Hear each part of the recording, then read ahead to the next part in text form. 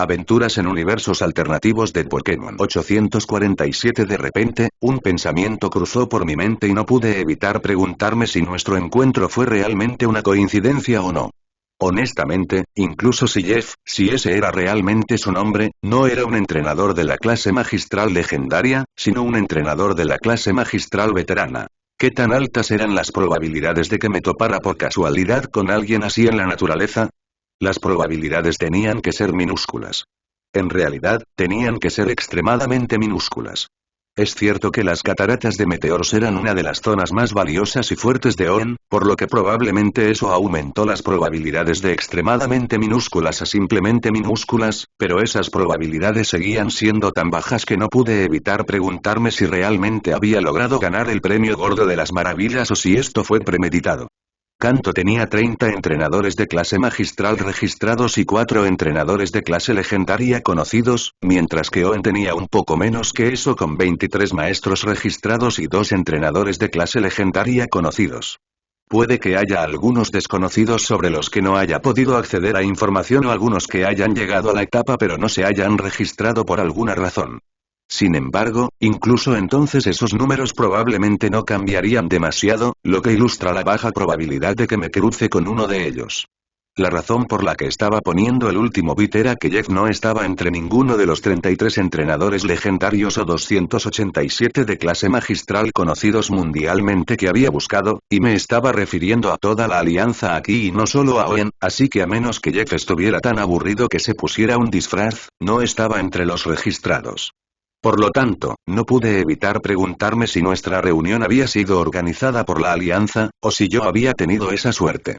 La Alianza quería investigar mi situación, o más bien la fuerza de mis Pokémon sin tener que depender de los registros actuales o de las opiniones de otros como el profesor. ¿O era posible que me hubiera topado con una de las leyendas no registradas aún más esquivas o con un maestro no registrado cercano a ese nivel? ¿Era por eso que Jeff se hacía llamar Super Élite en lugar de campeón o maestro? Estos pensamientos cruzaron por mi mente como una manada de tauros en estampida, antes de que los reprimiera con fuerza. Decidí abordar el problema de la manera más simple y directa posible. Es decir, simplemente preguntándole a Jeff por qué se llamaba a sí mismo un super élite con la fuerza de su Pokémon en lugar de un supercampeón o un supermaestro. Cuando escuchó eso, Jeff soltó una risa despreocupada y dijo casualmente que no se había molestado con esos burócratas de la Alianza durante mucho tiempo. En realidad, se quejó de que nos molestaba en molestarse en cumplir con todos esos requisitos de avance adicionales una vez que se convirtió en un élite registrado, por lo que nos molestó en hacerlo después de que sus Pokémon se volvieron lo suficientemente fuertes como para rivalizar con los campeones y luego con los maestros. Dijo entre risas que llamarse a sí mismo un super élite era suficiente, ya que esos eran solo títulos de todos modos, lo importante era la fuerza de los Pokémon de uno. Jeff luego agregó que de todos modos pasaba la mayor parte de su tiempo en las zonas de peligro y que podía conseguir todo lo que necesitaba para entrenar a sus Pokémon y sobrevivir allí.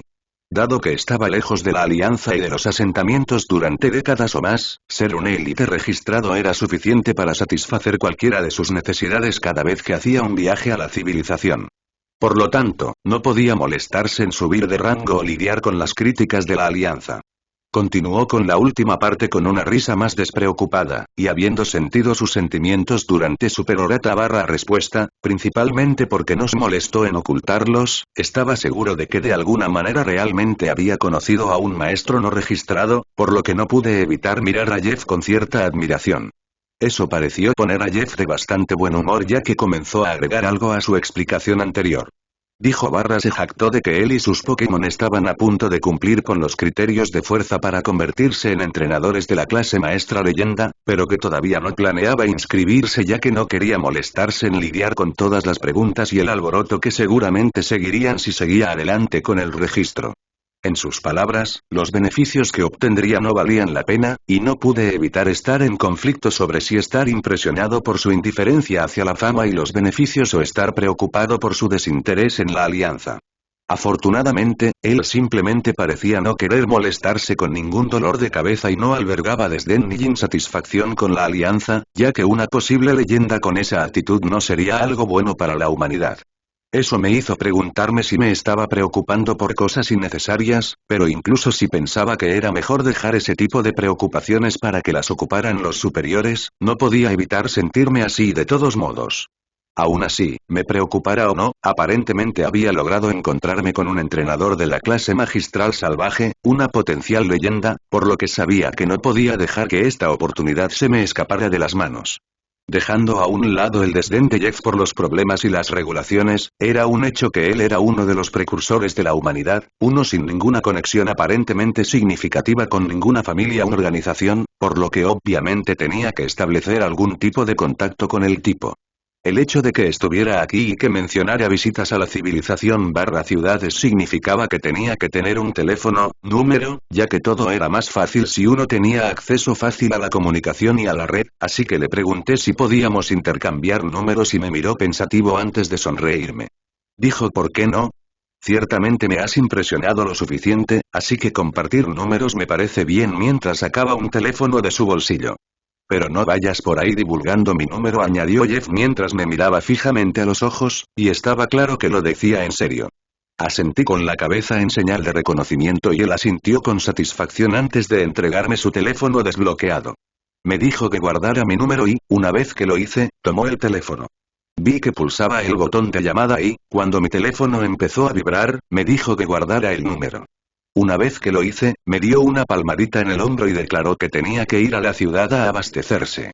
Todavía tenía que continuar mi exploración de las cataratas Meteor, así que simplemente le pregunté si quería algunas recomendaciones de restaurantes, ya que las cosas debían haber cambiado desde su última visita, cuando sea que eso haya sido. Jeff comenzó a reír cuando escuchó mi pregunta, y tardó unos momentos en detenerse.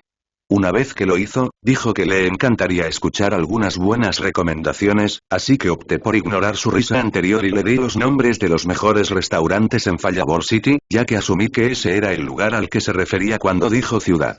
Después de eso, comenzó a dirigirse hacia la salida, pero después de dar unos pocos pasos, se detuvo y me dijo que se iría de Oen en 2 o 3 días para dirigirse a otra zona peligrosa.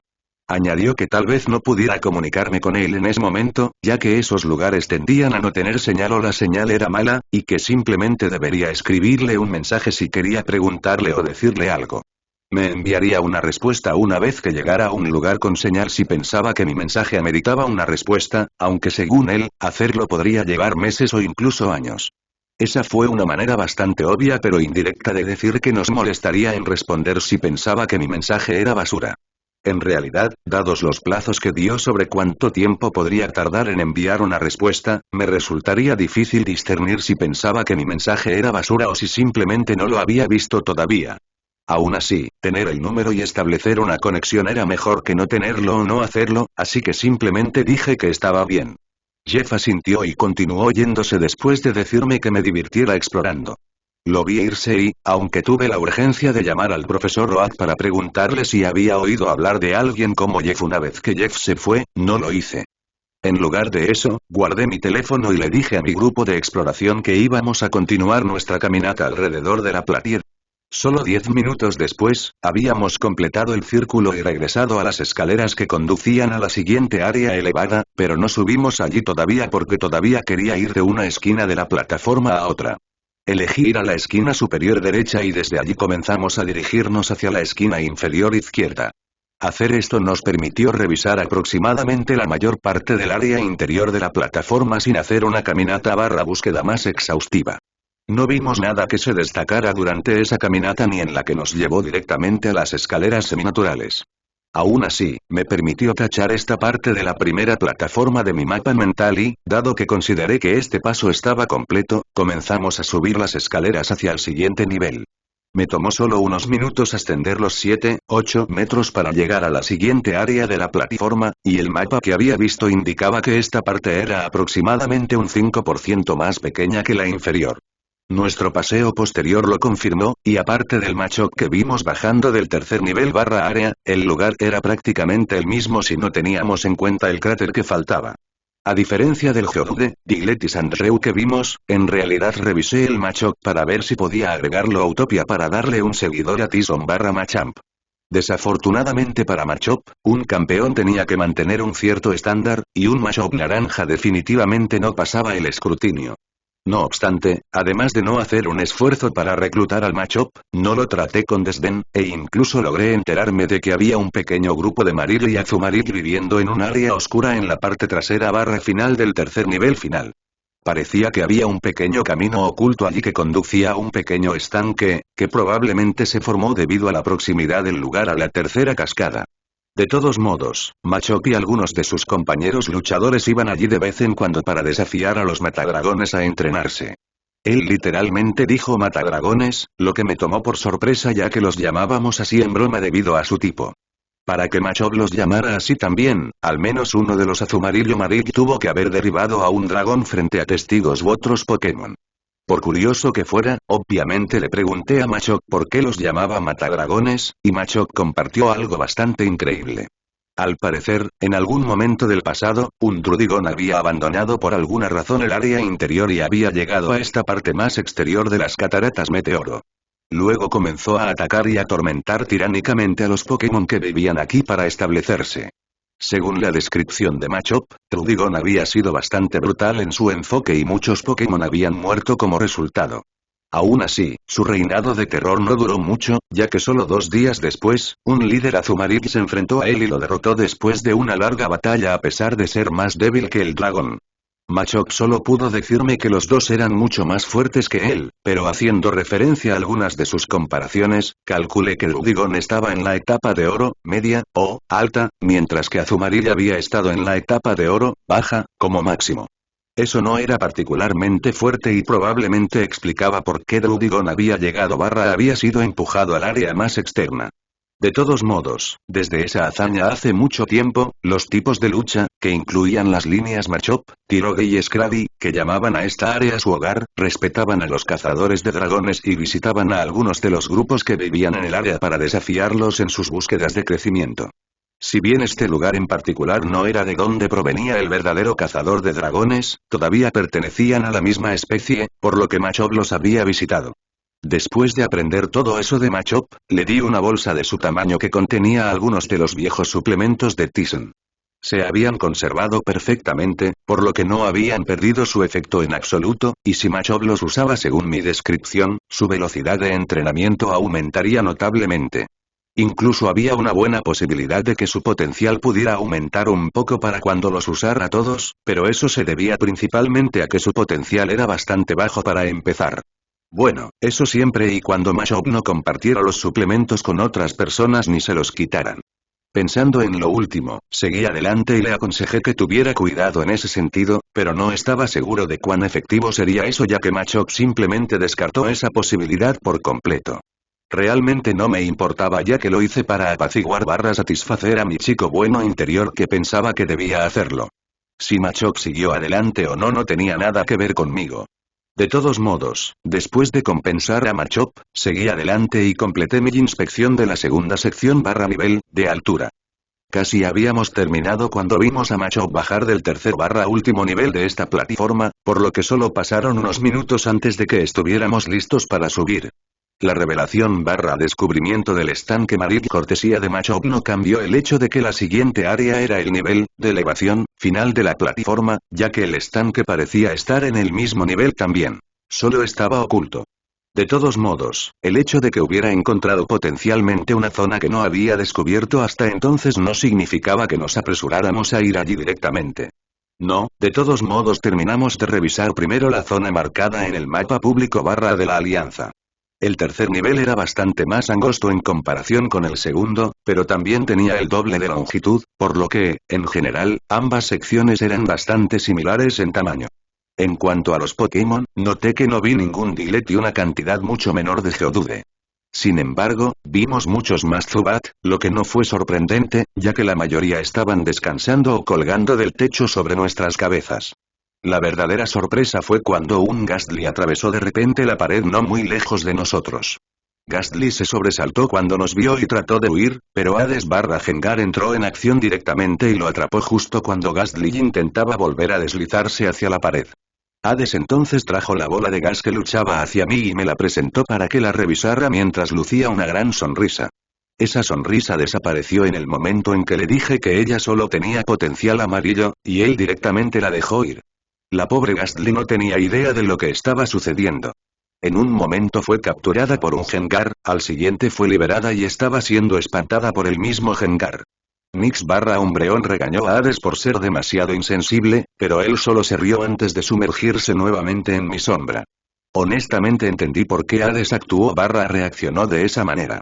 La existencia de la matriz de nutrición de Gastly, que garantizaba un suministro de Gastly de potencial bueno a alto, hacía que un Gastly de etapa bronce, baja, que tuviera su potencial elevado a verde claro en el mejor de los casos y amarillo oscuro en el peor, fuera bastante poco atractivo. Mi chico fantasma estaba siendo realista y definitivamente no podía culparlo dadas mis propias acciones en lo que respecta al reclutamiento. De todos modos, ignorando ese pequeño interludio de Gastly, los demás Pokémon, aparte del Zubat, decidieron ignorarnos cuando se dieron cuenta de que no planeábamos molestarlos. Las cosas eran diferentes con los Zubat. De vez en cuando, uno o más Zubat se lanzaban en picada desde el techo e intentaban mordisquearnos, presumiblemente para chuparnos la sangre, antes de ser golpeados por Larvitar, Beldum o Bartorle. Al menos eso fue lo que sucedió las primeras 5, 6, 7 veces. Aunque pude mantener la calma a pesar de que definitivamente estaba empezando a irritarme con las ratas voladoras, Thor/Raichu finalmente perdió los estribos después de tener que golpear a otro Zubat. Desató su aura de escenario dorado oscuro y liberó la electricidad suficiente para hacer que el aire a su alrededor chispeara un poco, lo que sorprendió a todos los Pokémon en el área, pero a ninguno más que a Zubat y Golbat de arriba, ya que allí era donde Thor dirigía su atención/aura. En comparación con los Pokémon en el suelo que estaban un poco tensos, Zubat y Golbat chillaron de miedo antes de huir/dispersarse. Curiosamente, de hecho, atrapé una mancha verde entre los cientos de Zubat en pánico que huían, así que la congelé en pleno vuelo usando telequinesis, y realmente resultó ser un Zubat variocolor. Naturalmente, lo levité a mi lado y revisé la hoja de estado del Zubat en pánico para ver su potencial. Tenía que admitir que estaba dispuesto a darle a los Shindy algo de margen de maniobra, pero aún así no me molestaría en atraparlo si tenía un potencial de mierda a menos que fuera a regalarlo o simplemente venderlo. Afortunadamente, este tipo terminó teniendo un potencial que no era una mierda, así que lo cubrí con una aura tranquilizadora antes de atraparlo. Si bien no vi ninguna posibilidad de que se uniera ni siquiera al equipo de reserva, su potencial verde claro ciertamente le aseguró un lugar en Utopía. Si tenía suerte, la optimización aumentaría su potencial a verde oscuro y, considerando que era Shindy, no me importaba brindarle algo de ayuda cuando estuviera listo para evolucionar, por lo que tenía una buena posibilidad de alcanzar un potencial azul en algún momento, aunque su potencial y nivel máximos dependerían de si sería capaz de aguantar a Mocha/Crobat y Bruce/Crobat. De todos modos, no regañé a Thor por su arrebato, ya que yo también estaba enojada. En este caso, había que aceptar la posibilidad de que su acto asustara a Pokémon potencialmente raros. Además, nos permitió encontrar un Zubat variocolor, así que de alguna manera encontramos un Pokémon raro, por eso le di una palmadita en la cabeza y le pregunté si se sentía mejor ahora. Thor me dio una sonrisa tímida y asintió, lo que nos hizo reír a mí, a Nix, a Hades y a Motra/Butterfree. Continuamos nuestro paseo después de esa pequeña escapada, pero la cantidad de Pokémon que vimos al descubierto había disminuido drásticamente debido a la huida de Zubat/Golbat. Afortunadamente, ya habíamos revisado la mayor parte del lugar en ese momento, por lo que eso no nos afectó tanto. Una vez que estuve satisfecho con nuestra inspección del lugar, nos dirigimos hacia la esquina izquierda en la parte de atrás, porque Machop nos había dicho que el camino que conduce al estanque de Mariki pasaba por ese lugar. Cuando encontré el lugar, me alegré una vez más de que mi aura me permitiera parecer confiable a los ojos de los Pokémon salvajes porque había una buena posibilidad de que hubiera ignorado o pasado por alto la apertura si Machop no me hubiera dicho que era ya donde conducía. A solo 6 metros de la esquina, la pared izquierda tenía una grieta de tamaño decente que se encontraba a medio metro del techo. Parecía algo que podría haber sido creado por un ataque o algo, posiblemente un Pokémon, impactando la pared. Aunque la grieta no era pequeña, con un ancho de cerca de 1 metro y una longitud de alrededor de medio metro, su ubicación la hacía menos visible. Además, había más grietas como esa en toda la cámara, y yo había visto bastantes grietas como esa en otras cuevas, por lo que realmente no destacaba como algo especial. Especialmente si se tenía en cuenta que la pared tenía más de 10 metros de altura. Uno realmente tendría que examinar todo con atención para no pasar por alto nada, y luego revisar cada agujero y grieta para descubrir que esta grieta en particular en realidad continuaba más profundamente en la pared barra roca, formando un camino que conducía a alguna parte. El tiempo que tomaría no sería pequeño de ninguna manera, especialmente si uno quisiera hacerlo en una cueva barra espacio de este tamaño, por lo que no me sorprendió que se hubiera pasado por alto esta madriguera de conejo en particular que en realidad conduce a un país de las maravillas. Me pregunté cuántos otros caminos o aperturas similares se habían pasado por alto. No es que pensara que este descubrimiento mío cambiaría mucho las cosas, ya que no cambiaba la naturaleza tediosa que implicaba buscar en todas las grietas y agujeros. Después de todo, no todo el mundo podía usar mi método para aprender sobre lugares no descubiertos. No pensé que ni la Orden de Guardianes del Aura ni el Consejo Psíquico fueran a agregar de repente una nueva subprofesión a su repertorio. Bueno, los espectralistas también podían hacerlo, pero esos grupos estaban mucho más sueltos barra divididos, en cuanto a organización, así que lo dudaba. Me distraje de nuevo. Una vez que encontramos lo que creí que era la entrada que Machop mencionó, comencé a considerar cómo atravesarla. Caminar estaba descartado, pero podía atravesarla volando en una pose de Superman. Chibi-Motra también podía atravesarla volando, y Thor pasaría sin problemas, pero Nyx probablemente tendría que arrastrarse lentamente hacia adelante incluso si lograba entrar. Por supuesto, eso era solo si el túnel no se ensanchaba más adelante. No planeé ensanchar el agujero ya que no quería destruir su secreto, así que elegí trasladar temporalmente a Nyx a Utopía ya que eso parecía mejor que simplemente esperar que el túnel se ensanchara, y como ya estaba en eso, también trasladé a Thor. Con ellos fuera del camino, despegué por el aire y volé a través de la abertura en la pared. El túnel tenía apenas 25 metros de largo, así que me tomó apenas unos segundos salir por el otro lado. Lo primero que noté fue que había entrado en un espacio cerrado, lo que explicaba por qué no se había encontrado este lugar desde el lado de la cascada. ¿Quién sabía cuántos metros de roca había entre la parte trasera de este lugar y la pared de roca del lado de la cascada? Bueno, en realidad, pude hacer una suposición fundamentada en base a lo que estaba viendo y al mapa, y tenía que ser al menos de 6 a 7 metros. Dejando eso de lado por ahora, vi que la cámara era aproximadamente del tamaño del área del segundo nivel, con aproximadamente el 60% de ella cubierta por un estanque. Los objetivos de mi visita obviamente estaban allí, y dado que un humano volador no era realmente discreto, mi llegada había sido notada. Aún así, el hecho de que no me dispararan era una buena señal, así que aterricé no muy lejos del estanque, activé mi aura característica de buen chico y caminé lentamente hacia el lugar donde había más Marill y Azumarill. Decidí dejar a Nyx y Thor dentro de Utopía por el momento, ya que sacarlos de repente en este momento podría llevar a algunos malentendidos que preferiría evitar. Los sacaría una vez que hubiera establecido cierta confianza básica con los roedores de agua azul. Mientras Motra todavía estuviera a mi lado ya que estaba en su forma chibi, probablemente no se sentirían amenazados por ella a menos que comenzara a mostrar su destreza. De todos modos, cuando llegué a su lado y me detuve, eché un vistazo al estanque y vi algunos Lugdis nadando allí, lo que honestamente me hizo preguntarme cómo diablos habían llegado allí. Bueno, al menos eso fue lo que pensé por un momento antes de darme cuenta de que tenía que haber un túnel submarino entre el estanque y el arroyo del lado de la cascada. Independientemente de cómo habían llegado hasta aquí, el Lugdis despertó mi interés, ya que recordé que Jessie y Rose mencionaron que les encantaría agregar un Lugdisk a su lista. Sabía que querían el Lugdisk principalmente por su apariencia, pero personalmente no le vi el atractivo. Dejando de lado la forma de corazón, los Lugdisk eran bastante débiles en comparación con otras especies de la misma etapa, por lo que no planeé agregar ninguno a Utopia. Aún así, como las chicas querían uno, intentaría ver si podía encontrar dos Lugdisk con buen potencial para ellas. Si bien sabía que tanto a Jessie como a Rose no les importaría mucho su potencial, ya que ambas querían el pez con forma de corazón por su atractivo visual, no podía ni quería darles Pokémon con un potencial de mierda. Al menos no si tuviera otra opción. Dejé de pensar en el Lugdisk por ahora, ya que su asunto tenía que esperar hasta que terminara con Marill y Azumarill frente a mí. Al ver que me observaban con curiosidad, decidí dar el primer paso y me presenté, así como a Motra barra Butterfree. Les dije con franqueza que había oído hablar de su lugar por un Machop amistoso y decidí visitarlo ya que estaba interesado en Marill. No oculté que quería ver si podía reclutar a algunos de ellos, siempre que estuvieran interesados. Por supuesto, nunca me preocupó no poder atraer a un Pokémon a mi lado usando comida, beneficios y utopía, siempre y cuando el Pokémon en cuestión no fuera un líder de un grupo o estuviera demasiado apegado a sus vínculos actuales. Ambos podían manejarse también, aunque dependía de si el Pokémon que quería reclutar valía la pena agregar algunos extras a la ecuación o no.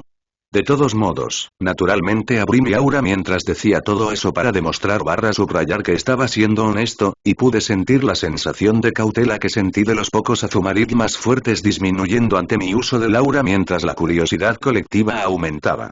Apenas había terminado mi presentación cuando 3 Marill se me acercaron y me preguntaron con curiosidad por qué quería reclutar a más de uno de ellos.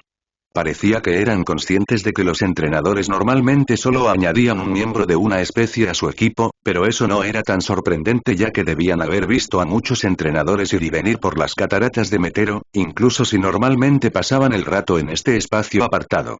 Les dije con franqueza que tenía un santuario rico en energía con una abundancia de comida, así como una regla de no conflicto y que quería añadir algunos miembros de la línea Marill al lugar porque pensaba que su línea era genial.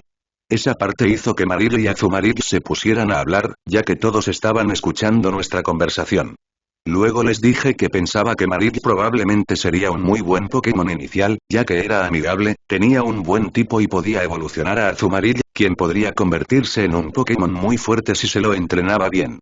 Siempre que tengan un poder enorme como una de sus habilidades, añadí mentalmente, pero me lo guardé para mí. Honestamente, solo estaba exagerando un poco, ya que la mayoría de lo que dije fueron mis pensamientos genuinos.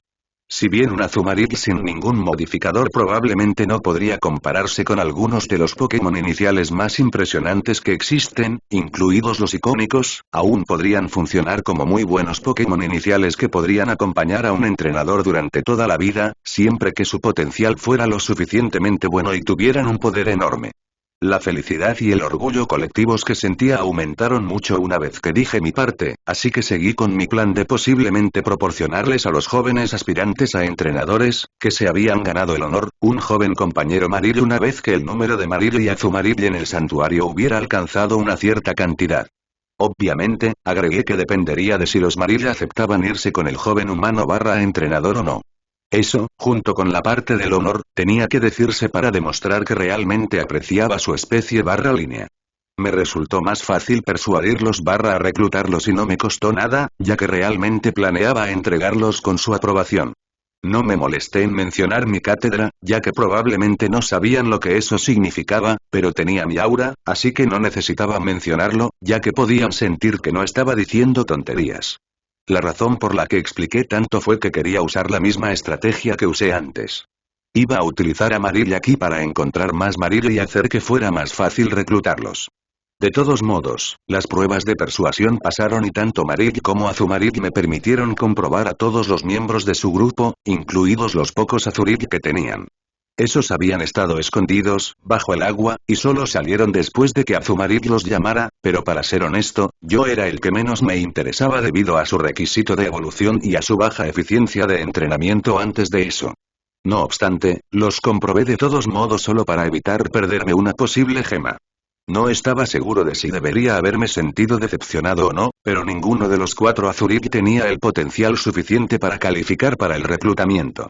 Encontré algunos Marill dignos entre los 93 presentes, y también había 2 Azumarill entre los 24 que pasaron la selección. Los 2 líderes no fueron incluidos en eso por razones obvias. No planeé dejar ir a los 2 Azumarill que vi ya que los Azumarill tenían el dúo líder, pero decidí reclutar solo a 6 de los 11 Marill calificados que encontré para dejar al grupo con algunos miembros con buen potencial. Sostenibilidad y todo eso, aunque antes no le había prestado tanta atención. Bien, podía admitir que simplemente no quería ser la razón por la que este grupo, Azumarill decayera demasiado en el futuro. Honestamente, me había sorprendido encontrar tantos Marill y Azumarill con buen potencial en un grupo de este tamaño. La colonia que encontré afuera no era mucho más pequeña que esta, pero solo tenían 2 miembros calificados, uno de los cuales había sido el Azumarill líder. La diferencia entre 2 de un total de 80 y 15 de 121 fue muy grande. O bien el grupo anterior tuvo muy mala suerte o bien este tuvo mucha suerte durante su fase de desarrollo. Teniendo en cuenta lo que sabía sobre los huevos y las tendencias potenciales generales, podía decir con seguridad que se trataba de este último caso. Ahora bien, la pregunta era si eso se debía realmente a que tuvieron suerte o si su entorno de vida tenía algo que ver con ello. La parte del entorno se podría dividir en las cataratas Meteoro en general y su estanque barra cámara en particular. Podría comprobar si estaba relacionado con las cataratas Meteoro o con su cámara cuando inspeccionara a los otros Marid barra Azumarid que vivían aquí. Si también tenían una cantidad inusualmente alta de miembros con buen potencial, entonces el problema estaba en las cataratas Meteoro. Si era solo este grupo el que se destacaba, entonces el problema tenía que estar relacionado con ellos o con su lugar. Naturalmente, también podría comprobar los otros Pokémon que viven en las cataratas Meteoro como referencia, pero en ese caso, tendría que comprobar cada uno de los Pokémon con los que nos encontráramos, lo que nos retrasaría considerablemente, así que decidí limitarme a los Marill. Si terminábamos encontrando otras tribus interesantes, también podría comprobarlas, pero hasta entonces no tenía pensado comprobar cada Geodude, Diglett, Zubat y demás con los que nos encontráramos. De todos modos, una vez que convencí a Marill y a Azumarid de que elegí seguirme, los hice una bola antes de dejarlos salir nuevamente para que pudieran hablar con sus amigos barra familia hasta que nos fuéramos. También saqué mucha comida y bocadillos para que todos disfrutaran. Les había prometido dejar algunas bolsas que podrían alimentarlos durante un mes o dos, así que esto funcionó como una especie de adelanto. Mientras el grupo de Marill estaba ocupado comiendo y compartiendo opiniones sobre el sabor, finalmente me tomé el tiempo de revisar bien el estanque. El estanque tenía una profundidad decente que iba desde aproximadamente 1,5 metros hasta alrededor de 4 metros en el área más profunda del centro. En cuanto a los Pokémon, aparte del Lugisk que vi, también vi algunos Golden y Barboach allí, junto con el único pez del que ninguna masa de agua podría prescindir, Magikarp. Si bien no había Gyarados, vi 2 Seaking y 1 Whiscash, aunque honestamente solo hice una comprobación superficial, por lo que podría haber más que eso. A diferencia de Gyarados, Seaking y Whiscash no tenían un tamaño que fuera imposible pasarlos por alto. Es cierto que Whiscash era bastante territorial, por lo que probablemente tampoco había un segundo de ellos. Sin mencionar que estaba más concentrado en encontrar y revisar el Lugisk que nadaba dentro del estanque. De cualquier manera, terminé encontrando un canal submarino que estaba seguro que conducía al otro lado de este lugar, conectando el estanque con la cascada barra arroyo. Eso explicaba de dónde venían estos Pokémon barra peces, ya que a diferencia de los Marill, no podían haber llegado a través del túnel que usé. Cuando me acerqué brevemente a preguntarle a Azumarid sobre el canal, el líder de Azumarid compartió que sus predecesores también habían llegado a esta cámara a través del canal, así que eso era todo. Azumarid luego agregó que lo usaban siempre que querían irse. Parecía que solo los tipos de lucha que venían a luchar contra ellos en ocasiones usaban el túnel en la pared. También agregó que el agujero barra túnel había estado aquí antes que ellos a diferencia de la gran cantidad de musgo luminoso que crecía por todas partes dentro de la cámara. Aparentemente, ese era su trabajo. Volví al estanque después de eso y terminé revisando 27 Lugisk, pero no atrapé ninguno de ellos, ya que el mejor entre ellos era un Lugisk de etapa plateada, baja, con potencial amarillo claro, que no era realmente basura, pero no era lo suficientemente bueno como para que yo se lo regalase a una de las chicas. Si Jessica y Rose insistían en añadir un Lugisk a su lista, lo mínimo que podía hacer era asegurarme de que tuviera al menos un potencial de 5 estrellas para asegurarme de que no fuera demasiado malo. Ah, mi prejuicio se estaba manifestando de nuevo. Aún así, opinión sesgada o no, el potencial más bajo que estaba dispuesto a aceptar en un Lugisk salvaje era verde oscuro, de modo que Utopia tenía la garantía de elevarlo a azul claro, con una probabilidad de que se volviera azul. Si terminaba dándoles un Lugisk que tenía un potencial de 6 estrellas barra violeta, mucho mejor. En cuanto a la posibilidad de encontrar un solo pez de 6 estrellas y a quien dárselo, cruzaría ese puente cuando llegara el momento. La existencia del canal submarino y el hecho de que hubiera Lugisk aquí significaban que podría encontrar más Lugisk durante mi exploración de las cataratas Meteoro, y estaba seguro de que eventualmente podría encontrar 2 buenos entre ellos, así que una vez que solté el último Lugisk, salí del estanque una vez más y le dije a Marill barra Azumarid que era hora de irme. Esperé un minuto a que se despidieran antes de llamarlos y colocarlos dentro de Utopía, donde los liberé en el hábitat de Marill para que pudieran recibir el tratamiento de bienvenida de Utopía. Una vez que las pokebolas fueron transferidas, saqué las bolsas de comida que les había prometido antes de comenzar a instruir a los Azumarill para asegurarme de que supieran que no debían abrir más de unas pocas bolsas a la vez para garantizar que la comida se mantuviera fresca hasta que hubieran revisado todo. Después de hacer eso, me despedí y comencé a levitar nuevamente. Justo cuando estaba a punto de dirigirme volar hacia el agujero túnel, escuché un fuerte chapoteo detrás de mí. Atrajo mi atención, así que giré la cabeza y vi a un Whiscash saltar fuera del agua antes de adoptar una pose después de la cual volvió a caer al agua. No tengo idea de por qué, pero después de ver al Whiscash en ese momento, un Pokémon que había visto en el registro de Paldea pasó por mi mente, concretamente Dondozo. Sin embargo, los dos Pokémon no tenían ninguna similitud real, así que atribuí ese destello al hecho de que ambos eran Pokémon tipo Bagre, pero luego Barboach y su forma vinieron a mi mente. Me hizo contemplar la idea por un momento antes de decidir descartarla nuevamente ya que pensé que todavía parecía bastante fantástico, especialmente porque Barboach también tenía un tipo agua/tierra como Whiscash mientras que Dondozo era un tipo agua puro. Una vez que se resolvió ese problema, no pude evitar preguntarme por qué los Whiscash habían saltado de repente a esa manera, ya que normalmente se quedaban quietos cuando no estaban peleando o cazando comida. Sin mencionar que preferían quedarse más cerca del fondo de los cuerpos de agua que elegían, probablemente debido a su tipo agua/tierra. Me sorprendió ver a uno de los líderes de Azumarill caminar hacia una de las bolsas grandes que dejé.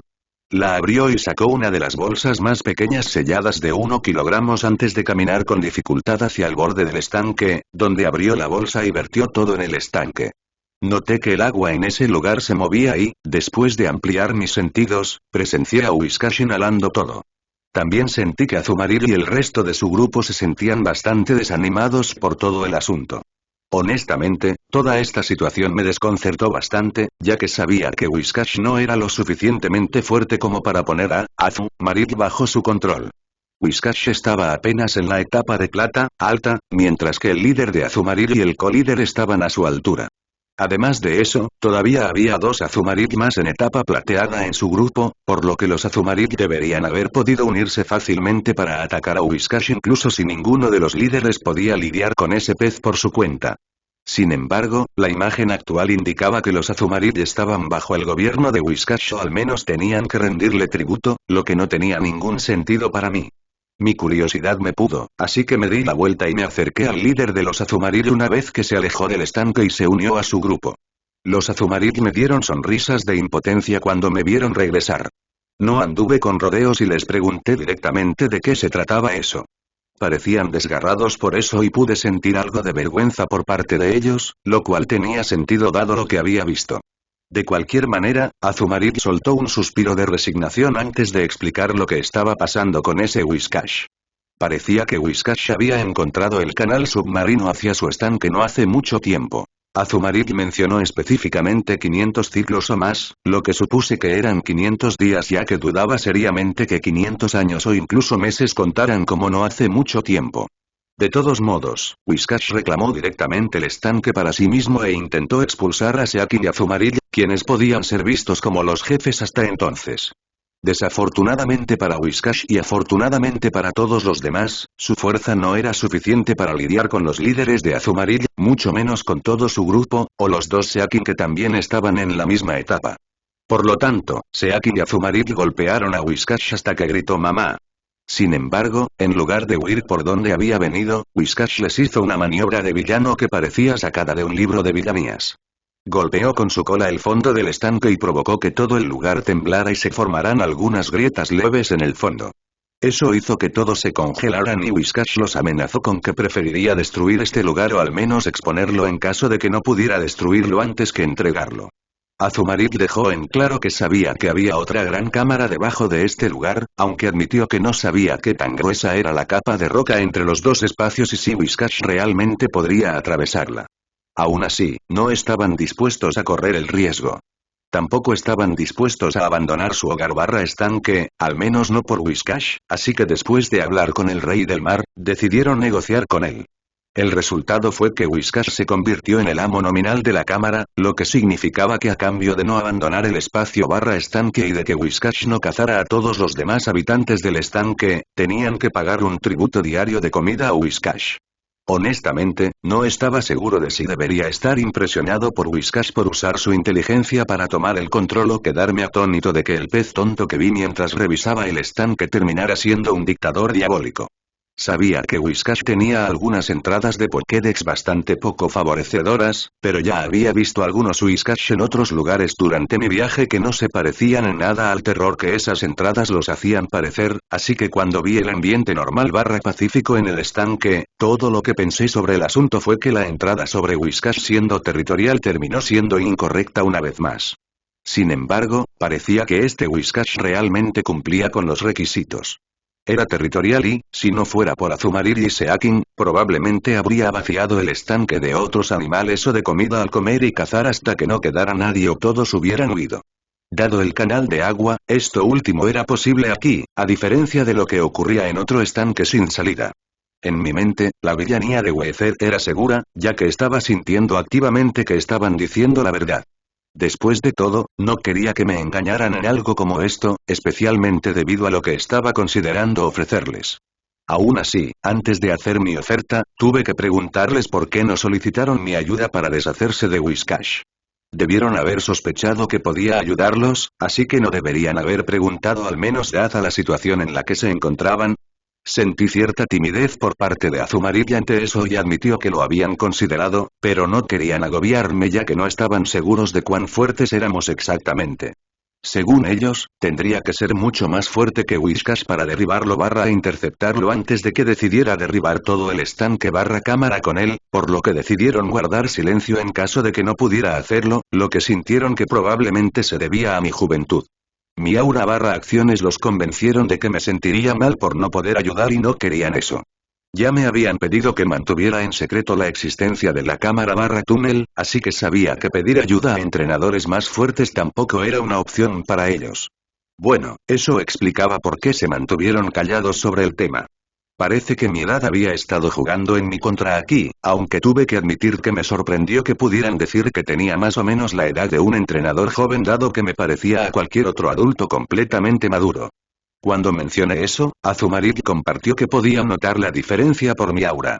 Mi aura / fuerza vital después de ser puesta en exhibición durante mi uso del aura emitía la misma vivacidad que la gente más joven normalmente tenía. No sabía que Azumarill pudiera hacer eso, pero Azumarill dijo que Marill también podía notar la diferencia. Eso me hizo preguntarme si era por su tipo, y tomé nota para preguntarles a mis Pokémon de agua y de hada si también podían saber la edad de alguien por su aura / fuerza vital. En realidad, si pensamos en Xerneas como la deidad de la vida, la idea de que las hadas pudieran notar la potencia / vitalidad de la fuerza vital de alguien no me parecía tan descabellada, por lo que era posible que se debiera a su tipo de hada. Obviamente, seguiría probando esto en algún momento. Pensando en eso, no pude evitar preguntarme si los psíquicos podrían notar algo similar a través del uso activo de la energía psiónica / energía mental de alguien. Sentí que el hecho de que los psíquicos maduraran mucho más rápido que la gente normal probablemente podría interferir con eso, pero de todos modos era una pregunta interesante. En el otro extremo del espectro, no pude evitar preguntarme si los espectralistas / fantasmas también podían determinar la edad de una persona. Después de todo, envejecer era acercarse a la muerte, así que tal vez podrían usar eso, o algo relacionado con el alma de una persona. Sin embargo, el tema de la prolongación de la esperanza de vida me vino inmediatamente a la mente, y tuve que preguntarme cómo afectaría eso a lo que percibía el espectralista / fantasma. Era lo mismo una persona normal de 50 años que estaba a mitad de su esperanza de vida y una persona de 2500 años que estaba a mitad de su esperanza de vida. No deberían serlo, ¿verdad? Después de todo, a este último todavía le quedan 50 veces más años por delante que al primero, así que, aunque ambos estuvieran a mitad de camino, tenía que haber algunas diferencias. La idea del alma parecía más fiable en ese sentido. Aún así, me detuve allí porque me di cuenta de que estaba divagando de nuevo. Le ofrecía a Azumarill que se encargara de su tirano del estanque Weezer. Aunque no tenía ningún Super Saiyajin a mano, tenía a Mothra / Butterfree, que era más que suficiente para el trabajo. Por supuesto, no lo sabían porque estaba en su forma chibi y no irradiaba su poder, así que cuando sentí su indecisión / preocupación por mi oferta, hice que liberara su poder dorado oscuro por un momento, lo que puso todas sus preocupaciones en reposo. En el momento en que descubrieron lo fuerte que era el pequeño Butterfree que descansaba sobre mi cabeza, todos los Marill y Azumarill de repente parecieron muy entusiasmados. El líder de los Azumarill inclinó directamente su cabeza barra cuerpo redondo y nos pidió que los ayudáramos con Whiscash.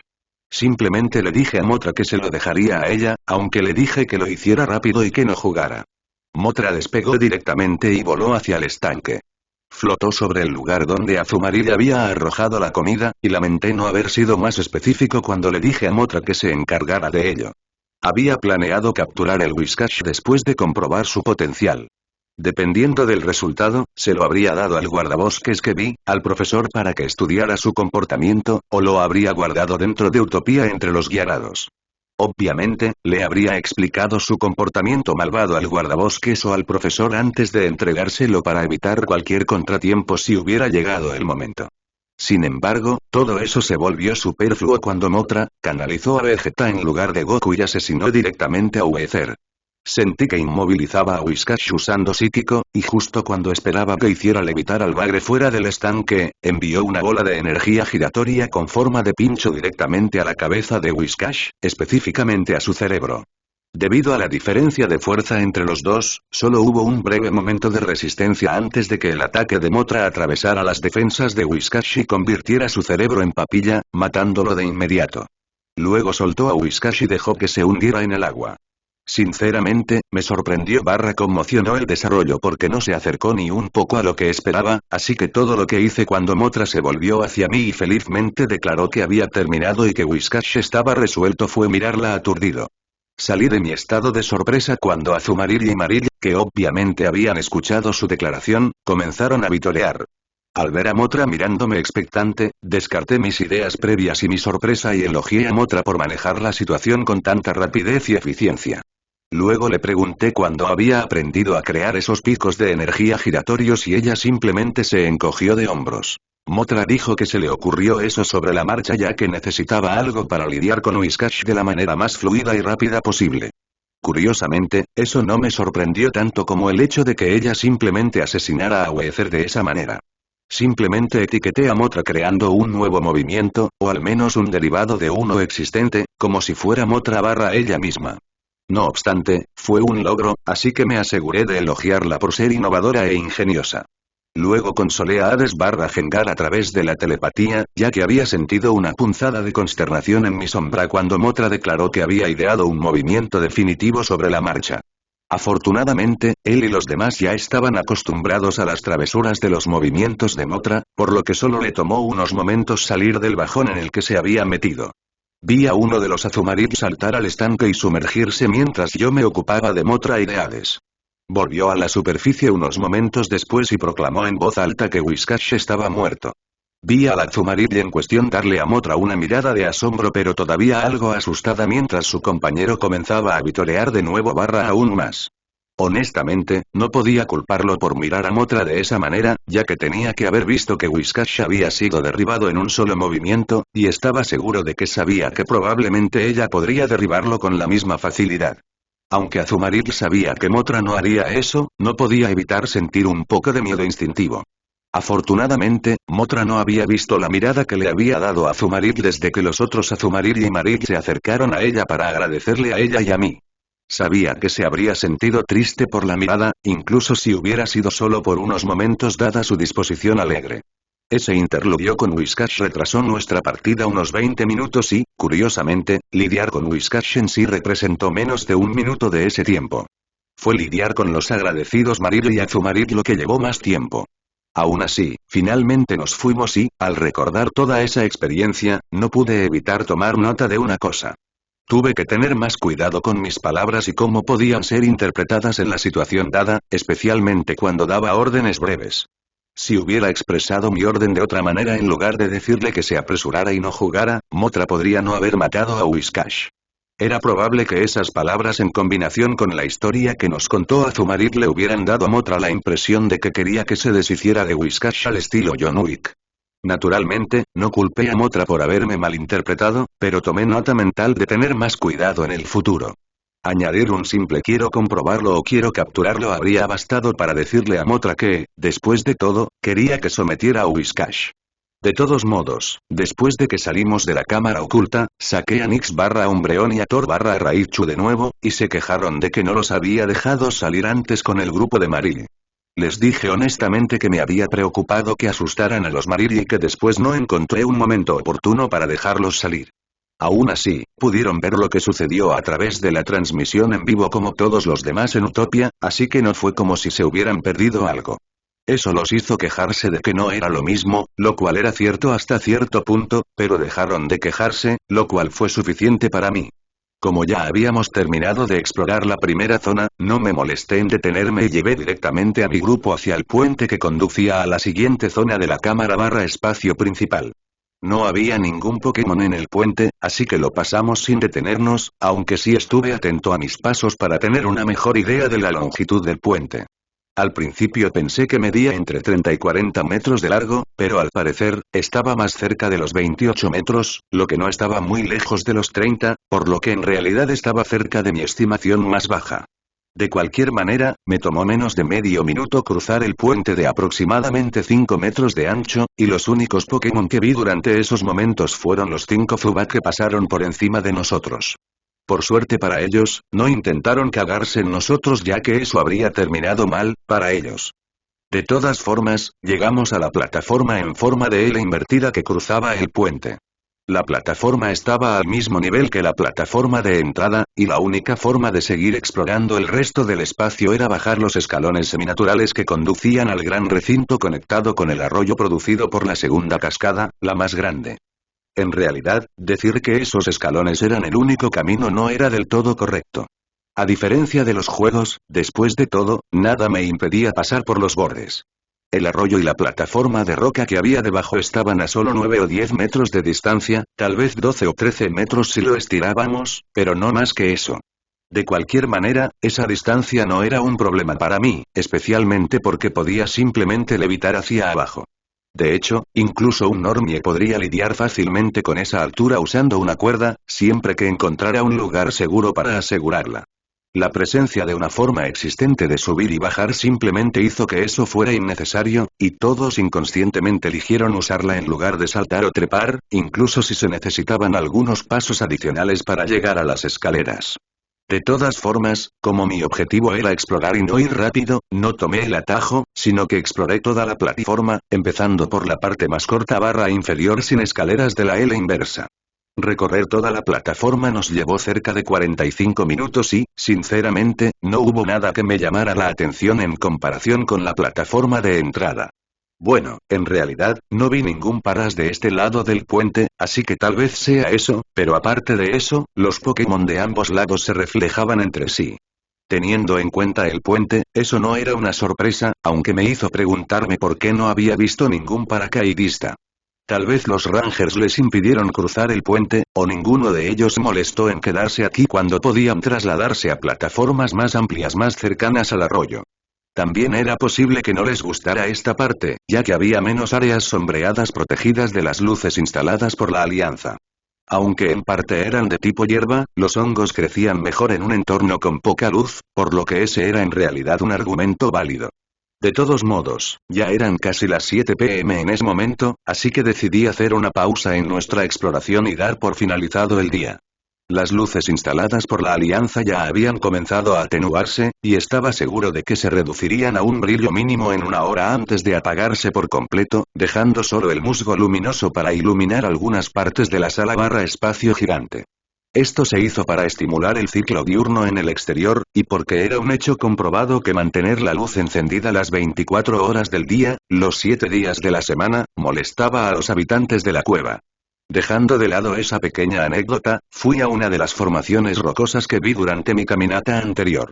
Sentí que era el mejor lugar para ingresar a Utopia y luego salir del lugar sin llamar demasiado la atención. Sin embargo, antes de trasladarnos a Utopia, eché un vistazo a mi teléfono para ver si tenía recepción, ya que eso podría ir en cualquier dirección debido a que estábamos dentro de una cueva.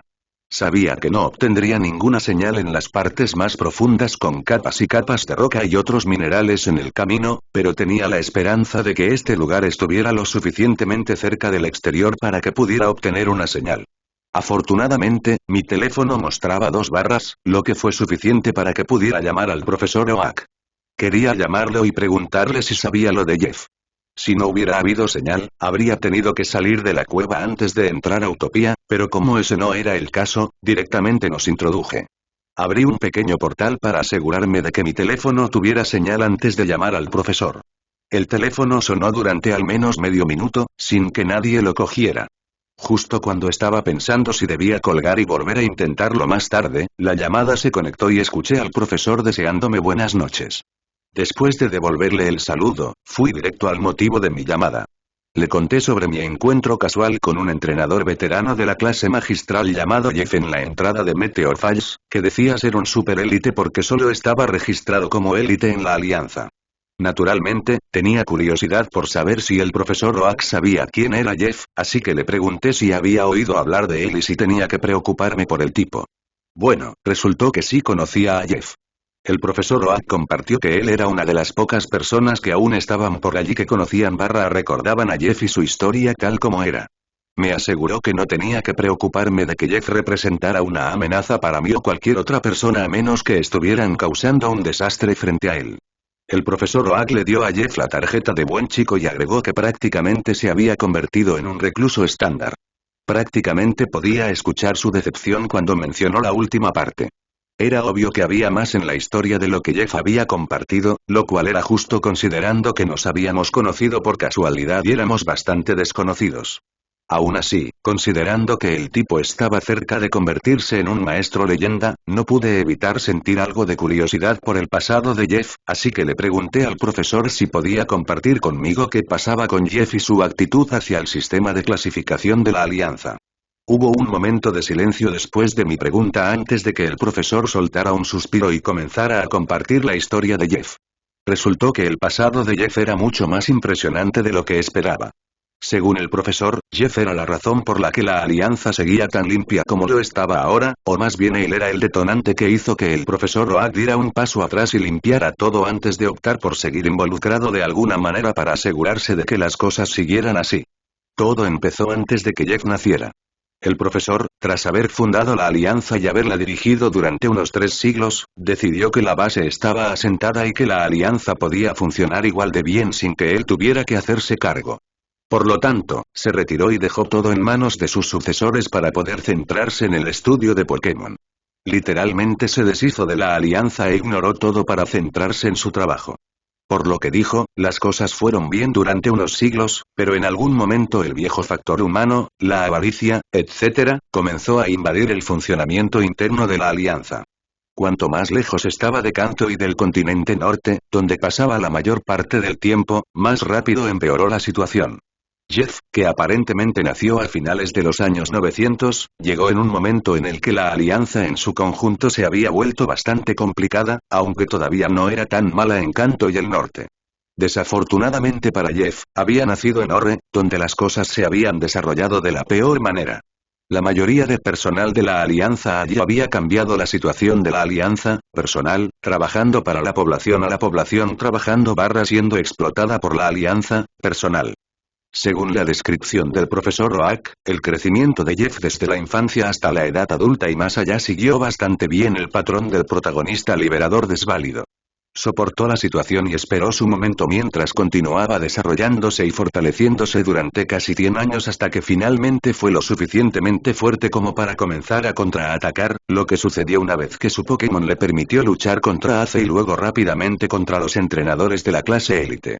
Evitó a los campeones y siguió atacando a todos los demás líderes corruptos. Sus acciones y sus efectos llegaron a tal punto que incluso el profesor Oak, que todavía estaba inmerso en su investigación, se enteró de lo que estaba sucediendo al otro lado del charco. Hasta entonces, solo había seguido de manera superficial el desarrollo de la alianza y, dado que la local estaba bastante bien, no se había molestado en hacerlo, ya que lo veía como algo con lo que la gente tenía que aprender a lidiar por sí misma.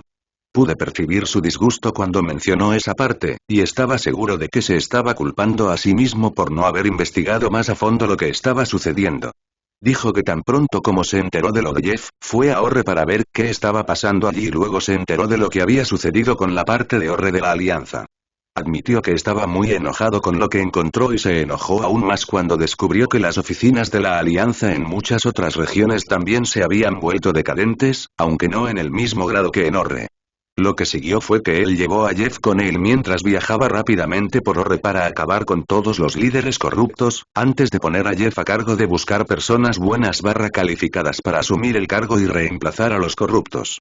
Mientras tanto, el profesor movilizó a sus amigos y se dedicó a hacer una gran limpieza purga, a la que le siguieron algunas reformas adicionales para evitar que se repitiera este desastre.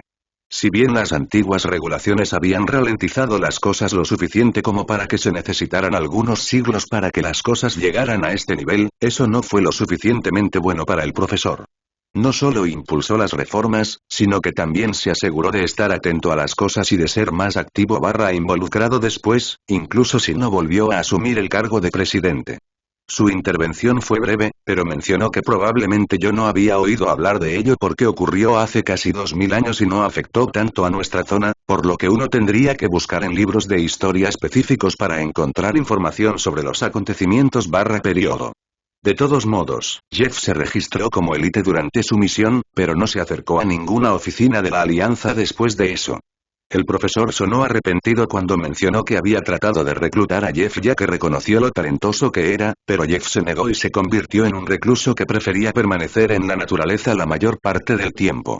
También mencionó que trató de vigilar a Jeff y sabía que se había convertido en un maestro, pero no lo había registrado como tal con respecto a los deseos personales de Jeff.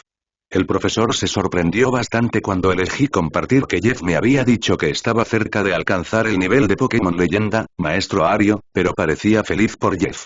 Durante el desayuno, mis pensamientos se dirigieron a la historia que el profesor Oak me había contado ayer.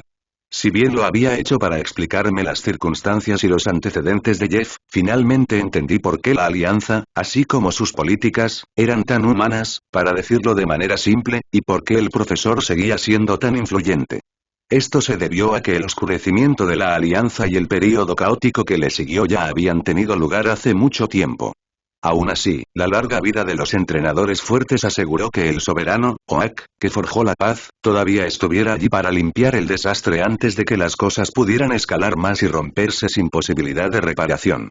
De hecho, si el profesor no hubiera estado desinteresado en mantener su liderazgo de la alianza en ese entonces, las cosas no se habrían desarrollado de esa manera en primer lugar. Es cierto que todavía no se había involucrado demasiado, pero al menos seguía participando y supervisando el funcionamiento de la alianza, lo que demostraba que había aprendido del pasado, incluso si eso significaba que prácticamente se veía obligado a mantenerse en contacto con las cosas. Honestamente, tuve este pensamiento muchas veces y creí que volvería a aparecer en el futuro, pero la humanidad tuvo mucha suerte de que el profesor Oak fuera el modelo de buen tipo. Si hubiera sido un tipo decente, la alianza tal como es hoy no habría existido y la humanidad habría estado mucho más dividida o habría existido, pero ahora estaría bastante corrupta. Si el profesor Oak hubiera sido un tipo malo, probablemente habría gobernado a la humanidad con puño de hierro. Dado lo inteligente y fuerte que era, no vi forma de que alguien pudiera resistirse realmente a él o planear alguna revolución efectiva. No estaba seguro de si él hubiera provocado la purga final de la humanidad a manos de las leyendas deidades simplemente porque creía que con 3 precedentes, un malvado Samuel Oak sería capaz de hacer su maldad sin sobrepasar el límite de tolerancia de los legendarios. Al menos hasta que estuviera seguro de que podía resistir, lo que dada la existencia de los grupos de creación era una locura, pero los señores supremos malvados generalmente tendían a ser incapaces de aceptar cualquier restricción, incluso razonable, y no estaba seguro de si un malvado Oak sería diferente en ese punto. Bueno, si la situación en Pokéverse 6942 no hubiera sido como estaba ahora, no lo habría elegido, por lo que la humanidad estaba aún más en deuda con el profesor sin siquiera saberlo porque mi presencia era obviamente una bendición para la humanidad. Dejando de lado las bromas narcisistas, estaba claro que el profesor merecía todo el respeto que se le daba. De todos modos, saqué el tema de mi mente después de eso y me concentré nuevamente en terminar el desayuno. Ya teníamos a Meudai y quería ver si podía terminar mi exploración de las partes del espacio sala inicial que no eran arroyos ni cascadas hoy. Tan pronto como terminamos de comer y limpiamos, saqué de Utopía a Motra Butterfree, Nix Umbreon y Thor Raichu conmigo. Hades Gengar, que ya estaba a mi sombra, también vino naturalmente. Reaparecimos junto a la formación de rocas y nuestra repentina aparición terminó asustando a un geodude que aparentemente había decidido mudarse en algún momento durante la noche. Se acurrucó en una bola en estado de shock y escuché a los demás reírse por su reacción.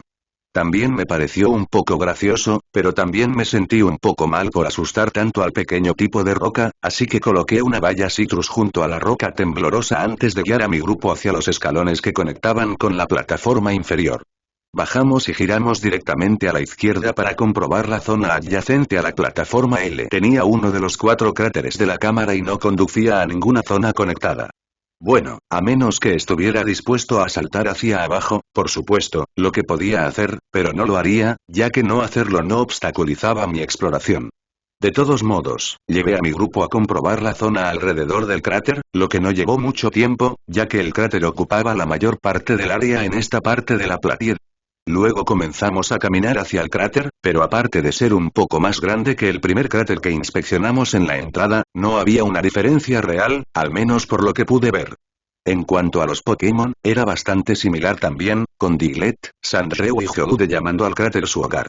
Eso fue lo que pensé hasta que un Dugtrio apareció 2 metros a nuestra izquierda, y aunque la apariencia de Dugtrio no fue tan interesante, el resultado de su llegada fue mucho más interesante. 2 pequeñas rocas puntiagudas cerca de Dugtrio comenzaron a temblar momentos después de que emergiera y, como resultó, no eran solo algunas rocas al azar, sino parte de un Lunatone enterrado. Un Lunatone que definitivamente no estaba feliz de que lo molestaran dada la mirada que dirigía a Dugtrio. Cualquier distracción / aburrimiento que sentía naturalmente desapareció en el momento en que Lunatone apareció y obviamente atrajo toda mi atención. Tal vez fue porque sintió eso y pensó que no le gustaba la atención que le estaba prestando, pero a pesar de la mirada que le lanzó a Dugtrio, simplemente le arrojó una piedra para mostrar su descontento antes de que Lunatone comenzara a levitar. Naturalmente, no podía simplemente dejar que ese Lunatone de etapa plateada, alta, se fuera así, al menos no antes de haber revisado su hoja de estado. El pequeño fragmento de roca que estaba levitando a su lado cuando se dio la vuelta para irse también llamó mi atención. Por lo tanto, Lunatone no llegó muy lejos antes de que lo agarrara con un agarre telequinético. Lunatone, al ser un tipo psíquico, obviamente reconoció lo que estaba sucediendo y no solo comenzó a luchar físicamente contra mi agarre, sino que también utilizó sus poderes psíquicos para romper mi agarre. Su enfoque dual me impidió intentar arrastrarlo usando mi telequinesis.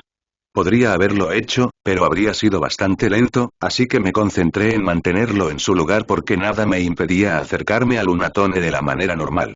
Obviamente, también podría haber pedido a los demás que me ayudaran a usar psíquico, ya que casi todos conocían el movimiento, pero pensé que servía como un buen ejercicio, así que les dije que no interfirieran. Cuanto más nos acercábamos a Lunatone, más feroz se resistía, y justo cuando estábamos a 1 metro de él, de hecho se abrió paso hasta la etapa dorada. Desafortunadamente para Lunatone, eso solo se tradujo en que yo tuviera que concentrarme realmente en contenerlo. Además, ya estábamos al lado de Lunatone, por lo que prácticamente no había forma de que escapara incluso si lograba escaparse de mi control. Aún así, eso no impidió que Lunatone luchara durante 5 minutos más antes de que finalmente decidiera verificar su hoja de estado mientras continuaba luchando.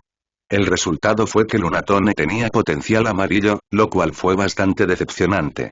Más para Lunatone que para mí, ya que significaba que este avance lo había llevado al techo que podría alcanzar en circunstancias normales.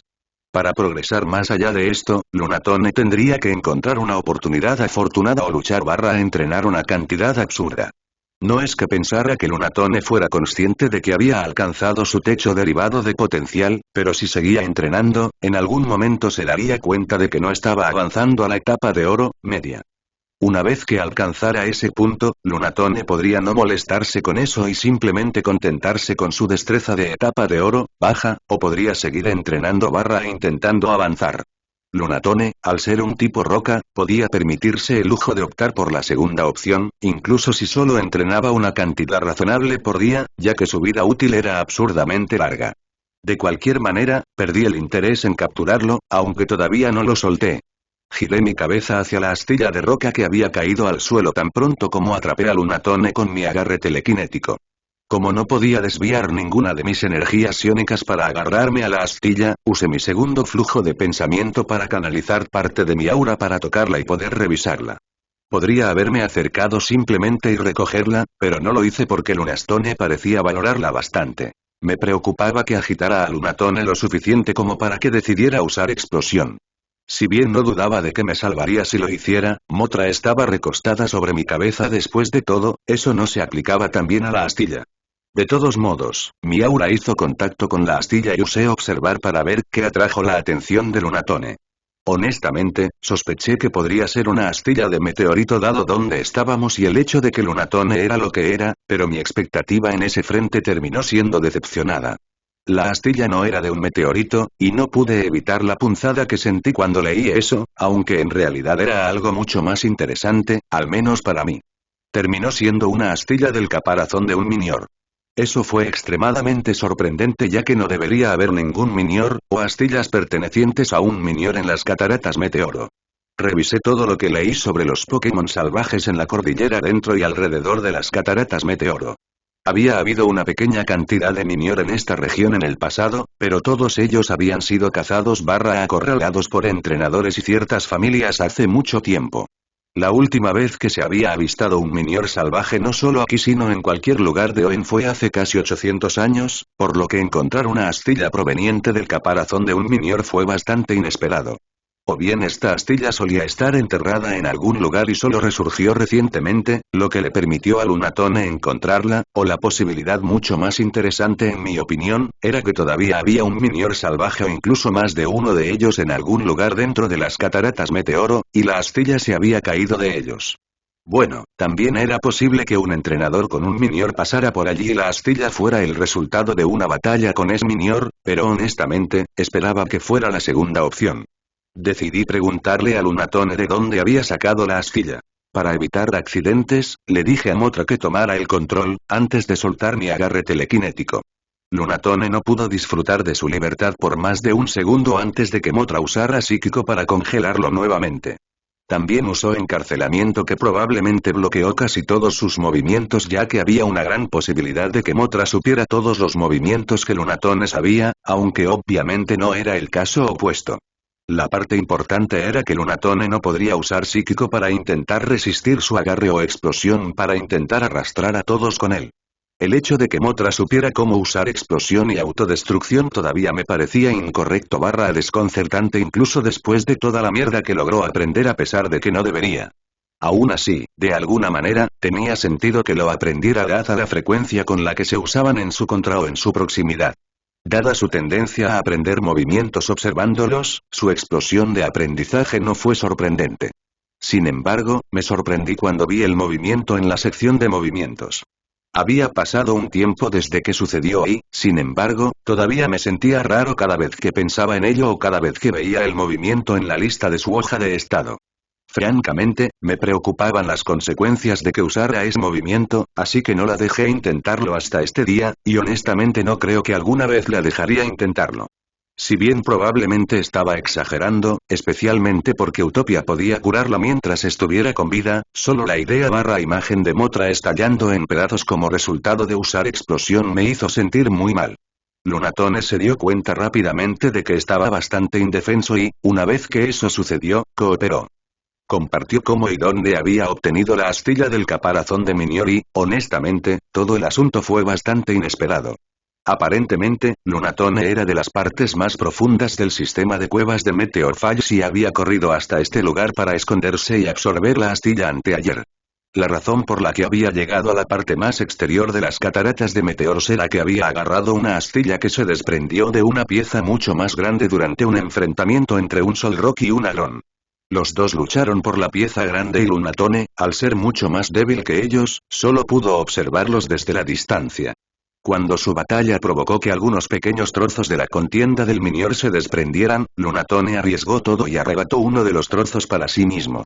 No fue el único que lo hizo, ya que otros Pokémon que habían estado merodeando por los alrededores, observando el enfrentamiento, también tomaron medidas para hacerse con las astillas.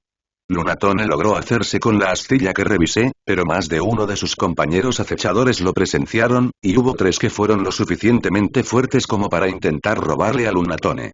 Lunatone compartió que salió corriendo volando tan pronto como agarró la astilla y que pasó horas tratando de despistar a sus 3 seguidores. Se las arregló para deshacerse de 2 de ellos sin luchar, pero un Excadrill persistió y finalmente logró atrapar a Lunatone, lo que lo obligó a luchar. Afortunadamente, pudo levitar, por lo que Lunatone tenía una ligera ventaja incluso si Excadrill demostró ser el luchador un poco más fuerte. Lunatone explicó que siguió luchando durante el tiempo necesario para cansar a Excadrill lo suficiente como para que cayera en una hipnosis. Lunatone aprovechó el indulto temporal para escapar y, tras haber corrido bastante cerca del área exterior, decidió dirigirse a este lugar, ya que no quería arriesgarse a que alguien más codiciara su astilla ganada con tanto esfuerzo. Pude sentir la mezcla de emociones que sintió cuando dijo la última parte, y le dije que estaba dispuesto a no reclamar la astilla, lo que definitivamente sorprendió a Lunatone. Tuvo un momento de revelación cuando le dije que tenía una condición para eso, pero estaba ansioso por saber qué quería a cambio. Mi pedido fue bastante simple y surgió del hecho de que Lunatone había admitido ser de las partes internas no mapeadas de Meteor Falls. Quería que Lunatone actuara como mi guía y me llevara por el área no mapeada. Podría haberlo atrapado antes de ordenarle que lo hiciera, y ese fue, sin duda, mi plan inicial tan pronto como tuve la idea, pero cuando sentí su cóctel de emociones, cambié de opinión.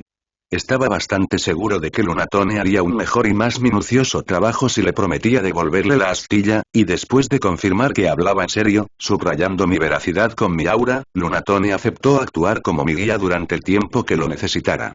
Cuando mencioné que me estaba guiando al lugar de la batalla, se puso bastante nervioso y me dijo que eso era demasiado peligroso. Hice que Motra/Butterfree ejerciera su poder por un momento para recordarle a Lunatone que tampoco éramos hígado picado, pero Lunatone todavía insistió en que era demasiado peligroso porque había más de un Pokémon tan fuerte como Motra viviendo en esa área, así que hice que Thor/Raichu y Nix/Umbreon se unieran. Solo para dejar algo en claro, le dije a Lunatone que todavía teníamos bastantes amigos más que eran igual de fuertes, y eso finalmente pareció convencer/calmar a Lunatone. Sin embargo, Lunatone me preguntó por qué quería ver el lugar donde tuvo lugar la batalla. Me dijo que lo más probable es que el ganador ya se hubiera llevado el caparazón y que sería difícil encontrar astillas o fragmentos útiles, ya que los acechadores que se quedaron hasta el final habrían agarrado o saqueado cualquier cosa que pudiera usarse. Simplemente le dije que me interesaba ver si podíamos encontrar alguna señal de cómo había aparecido allí el caparazón de Minior. Cuando Lunatone continuó con eso compartiendo que ocasionalmente aparecían caparazones como ese en diferentes partes del área interna y central, mi mente se puso a trabajar a toda marcha. La forma en que Lunatone dijo eso hizo que pareciera un evento periódico, y eso sería imposible si solo se tratara de caparazones de Minior pasados que resurgieron. Un evento ocasional pero esperado insinuaba la posibilidad de que un Minior vivo o un grupo de Minior vivos se desprendieran ocasionalmente de ellos como la fuente a esas apariciones de caparazones. La idea era suficiente para emocionarme mucho, y realmente esperaba que si realmente lograba encontrar algunos Minior, sería un grupo de ellos, ya que estaba bastante seguro de que no podría resistirme a atrapar al menos uno, si no más, independientemente de su talento simplemente debido a su relativa rareza, popularidad y atractivo. Después de todo, no olvidé la historia sobre los Progeniminior que me contó Dusknoir. La oportunidad de agregar una especie a Utopía que tenía un miembro confirmado que logró elevar su nivel al de una deidad era extraordinariamente tentadora. Solo considerando la posibilidad de que Utopía pudiera aflojar o incluso deshacerse por completo del sello que Palkia puso sobre la especie debido al peligro potencial que su ascenso podría causar, la idea de agregar Minior a Utopía fue muy convincente. Incluso si no funcionaba, la especie seguía siendo lo suficientemente interesante como para que los mantuviera cerca para estudiarlos y ver si podíamos impulsarlos más como especie a pesar del sello, ya que estaba bastante seguro de que los Progeniminior tenían que ser superiores en cuanto a valor racial en comparación con los Minior modernos. De todos modos, definitivamente tenía mis razones para visitar el lugar, y ahora estaba aún más interesado en explorar las áreas no mapeadas de Meteor Falls que antes, aunque eso no significaba que me apresuraría a ir allí. Todavía teníamos que terminar de revisar las áreas mapeadas primero. Resultó que Lunatone también era nuevo en el área más externa, lo que la hacía bastante inútil por ahora, así que decidí capturarla para evitar cualquier contratiempo. Parecía que Lunatone quería quejarse, pero terminó quedándose con la lengua, en sentido figurado, así que lo atrapé usando una Pokéball normal antes de ponerlo en modo éxtasis. Honestamente, no estaba planeando quedarme con Lunatone, así que no tenía planeado dejarlo salir dentro de Utopía, y por eso, sentí que era mejor ponerlo en estasis hasta que lo necesitáramos.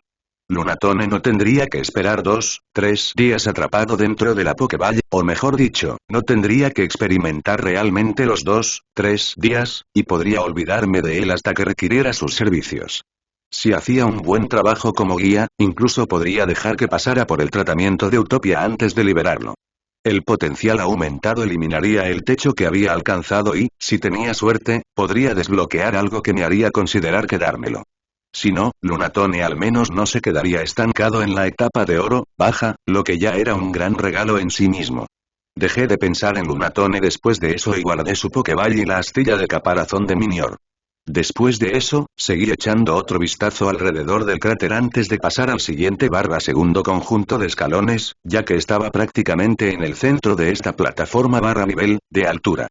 No tenía pensado bajar los escalones, ya que mi objetivo era el tercer conjunto de escalones que conducían al área superior porque quería ver primero la parte superior antes de bajar. Como no dejaba de mirar a mi alrededor mientras caminábamos, nos llevó aproximadamente 20 minutos cubrir la distancia que podríamos haber cruzado en menos de 3 minutos si hubiéramos caminado hasta allí sin demoras ni círculos. Justo al otro lado de las escaleras, podíamos ver la parte del arroyo generado por la segunda cascada, la más grande, e incluso una parte de la cascada también. Sin embargo, estábamos ignorando el arroyo y las cascadas por ahora, así que no hice más que mirar fijamente el arroyo por un momento cuando pasamos por su lado mientras continuamos nuestra exploración hacia el tercer conjunto de escalones. Llegamos bastante rápido y después de caminar por la zona, comenzamos a subir las escaleras. Esta plataforma estaba al mismo nivel, de altura, que la de la entrada, pero era bastante más pequeña, incluso después de agregar la pequeña área a la que se tenía que acceder caminando por el camino angosto, su tamaño total probablemente coincidía un poco más de la mitad del tamaño de las plataformas de entrada. No obstante, la vista entre los dos lugares no se podía comparar en absoluto, ya que la segunda mitad de la plataforma estaba justo al lado de la cascada, lo que permitía verla muy de cerca. Parecía como si uno pudiera alcanzar la cascada con solo estirar el brazo, aunque ese no era el caso ya que todavía había cerca de 3 metros entre el borde de la plataforma y el borde de la cascada. Uno podría posiblemente saltar, aunque hacerlo sería una tontería ya que la cascada lo arrastraría hacia abajo y lo bombardearía con una gran cantidad de agua. De todas formas, fue un telón de fondo increíble, así que tomé algunas fotos para poder compartirlas en el chat grupal más tarde. Había algunas en las que aparecía solo yo, y Motra, que estaba recostada sobre mi cabeza, y otras con Nix, Toriades Gengar. Después de tomar las fotos, volvimos al conjunto de escalones que conducían a la siguiente área de la plataforma, que estaba al mismo nivel que el área central de la plataforma en el lado de la entrada. Debido a su tamaño relativamente pequeño, no tardamos ni 10 minutos en recorrer todo el lugar a pesar de observarlo todo con ojo crítico para ver si podíamos encontrar algo interesante. Sinceramente, lo único que me llamó la atención fue que tenía una serie de escalones que conducían al siguiente nivel, algo que no existía en los juegos a los que jugué, pero que sí estaba presente en la realidad. En los juegos, uno tenía que subir por la cascada para llegar a la siguiente zona de la plataforma, pero aquí se habían tallado escalones en la pared, por lo que uno podía subir por el camino normal. De todos modos, esta zona estaba al mismo nivel, de altura, que la zona superior de la plataforma del lado de la entrada, así como la cámara de Marily. En cuanto al tamaño, era bastante grande, incluso si estaba dividida en dos partes conectadas que estaban unidas por una parte estrecha similar al área anterior al lado de la cascada. Había algunas cosas que se destacaban en esta parte de la platier. La primera era que cada una de las áreas conectadas bordeaba una porción bastante grande del arroyo, y en la esquina izquierda de la parte inferior incluso se podía ver directamente el agua cayendo por el borde de la plataforma, dando lugar a la cascada. La segunda era la abertura túnel ubicado en la pared de la segunda parte del área, que conducía a la siguiente área sala del sistema de cuevas Meteor Falls. Al igual que en la segunda zona, uno podía prácticamente pararse al lado de la tercera cascada, la más alta, de la cámara sala, la que era el resultado del canal de agua en la pared y que nunca había sido explorada por completo. Esta vez uno podía realmente extender la mano para tocar la cascada, aunque la presión del agua que caía era bastante fuerte, por lo que hacerlo probablemente le causaría un poco de dolor a la persona promedio. No es que pensara que eso detendría a algunas personas, ya que había bastantes que estaban dispuestas a soportar bastante solo por el bien de unas buenas fotos. Dada mi constitución, apenas sentí nada, así que, naturalmente, tomé algunas fotos en las que aparecía yo metiendo la mano en la cascada.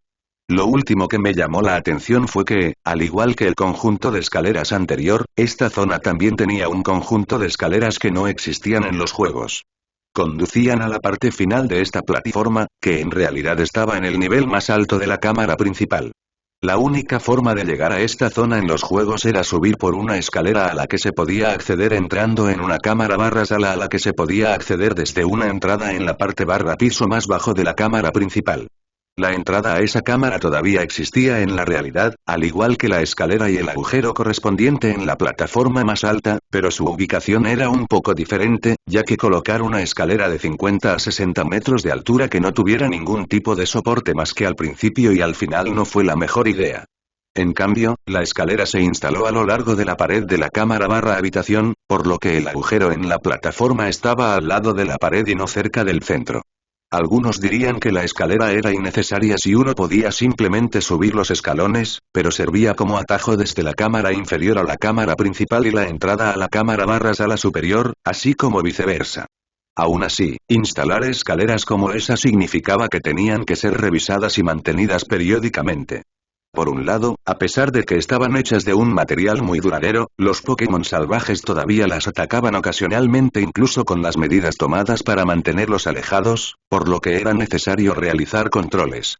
Por otro lado, las soluciones aplicadas a las escaleras, que era lo que hacía que la mayoría de los Pokémon salvajes las evitaran, tenían un límite de tiempo, por lo que también había que volver a aplicarlas. La solución era bastante importante, ya que era la que más contribuía a la seguridad de los que subían y bajaban por la escalera, aunque si uno tenía la mala suerte, aún podía ser atacado por un Pokémon salvaje irritado. La probabilidad de que eso sucediera era mucho menor de lo que habría sido sin la solución. De todos modos, aparte de esa escalera, la plataforma superior también tenía el tercer cráter de la cámara principal. Si bien ignoré la escalera ya que todavía tenía que terminar de explorar el espacio principal primero, revisé el cráter para ver si terminaría encontrando algo interesante esta vez también. Un Solrock tal vez. Lamentablemente, esa pequeña broma terminó siendo toda la alegría. Terminé sintiéndome conectado con el cráter. Lo único que había era un trío de Graveler rodeado por un grupo de Geodude. Eso fue literalmente todo. Aparte de ellos, no pudimos encontrar ni un Diglett ni un Sandshrew. No es de extrañar, ya que los Graveler también intentaron ahuyentarnos, aunque se quedaron muy callados cuando Nix hizo gala de su poder. Aún así, su comportamiento dejó bastante claro que los Graveler habían tomado el cráter y probablemente habían ahuyentado a todos los demás, lo que, si bien fue agradable para ellos, fue un poco aburrido para mí. Al menos no atacaron a todo el mundo con toda su fuerza, así que todavía había otros Pokémon en la plataforma fuera del cráter, aunque ninguno destacaba entre los que había visto antes hasta que vi un grupo de paras en el borde de la plataforma cerca de la entrada a la cámara superior. Eso me hizo preguntarme si los paras se habían extendido a este lado desde allí, o si simplemente habían caminado hasta llegar aquí. Tendría una mejor idea una vez que hubiera terminado mi exploración del espacio principal y comenzara a revisar las cámaras barras alas inferiores y superiores. Dependiendo de dónde viera más paras, sabría por dónde probablemente habían ingresado al sistema de cuevas. Aún así, aparte de esos paras, solo había más miembros de las líneas Diglett, Sandshrew y Zubat. Bueno, ahora que habíamos terminado con esta plataforma, habíamos explorado oficialmente la mitad del espacio principal, excluyendo las partes del arroyo barra cascada, así que eso era todo. De hecho, acabo de recordar que todavía había dos pequeñas áreas que no había visitado todavía, ya que a ellas solo se podía llegar cruzando el agua o saltando unos metros, ya que no había escaleras disponibles que condujeran hasta allí. Uno de ellos lo pude ver desde aquí, ya que estaba justo al otro lado del arroyo. Como no quería dejar ningún hueco en mi exploración, agarré a Nix barra Umbreon, quien soltó un sorprendido ¿qué pasa?, y le dije a Thor barra Raichu que me siguiera mientras saltaba a la plataforma de abajo, antes de trotar hacia el arroyo y luego cruzarlo usando un poco de manipulación del aura. Thor estaba justo a mi lado, aunque estaba surfeando sobre el agua en lugar de correr. Nos tomó solo unos segundos llegar a la pequeña plataforma del otro lado, y de hecho vimos a algunos Marip que nos saludaron alegremente con la mano.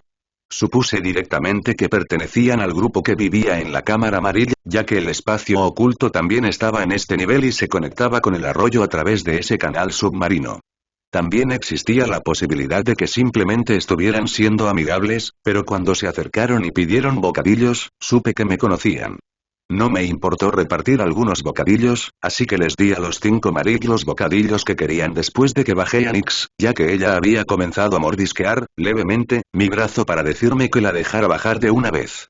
Una vez que bajé a Nix y les di a los Marik sus bocadillos, dejé que mi mirada se desplazara por la plataforma para ver si podía detectar algo interesante, y de hecho vi algo que me llamó la atención. Allí, en el borde de la pequeña plataforma más cercana a la cascada más alta, había 2 tirogues sentados en una pose meditativa mirando fijamente la cascada. Uno de los Marik notó mi mirada y amablemente me dijo que de vez en cuando Tirogue, Machop y algunos otros intentaban usar la cascada para entrenar y que aquellos que no podían soportar la fuerza por más tiempo, o no podían soportarla en absoluto, terminaban siendo arrastrados hasta allí.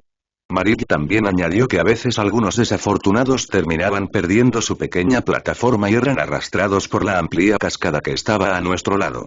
Yo habría creído que se sentían mal por ellos si Marik no se hubiera reído disimuladamente cuando compartió esa parte. Vi que los hombros del Tirogue izquierdo se contraían cuando Marik se reía disimuladamente, pero aparte de eso, ninguno de los Tirogue dejó de mirar la cascada.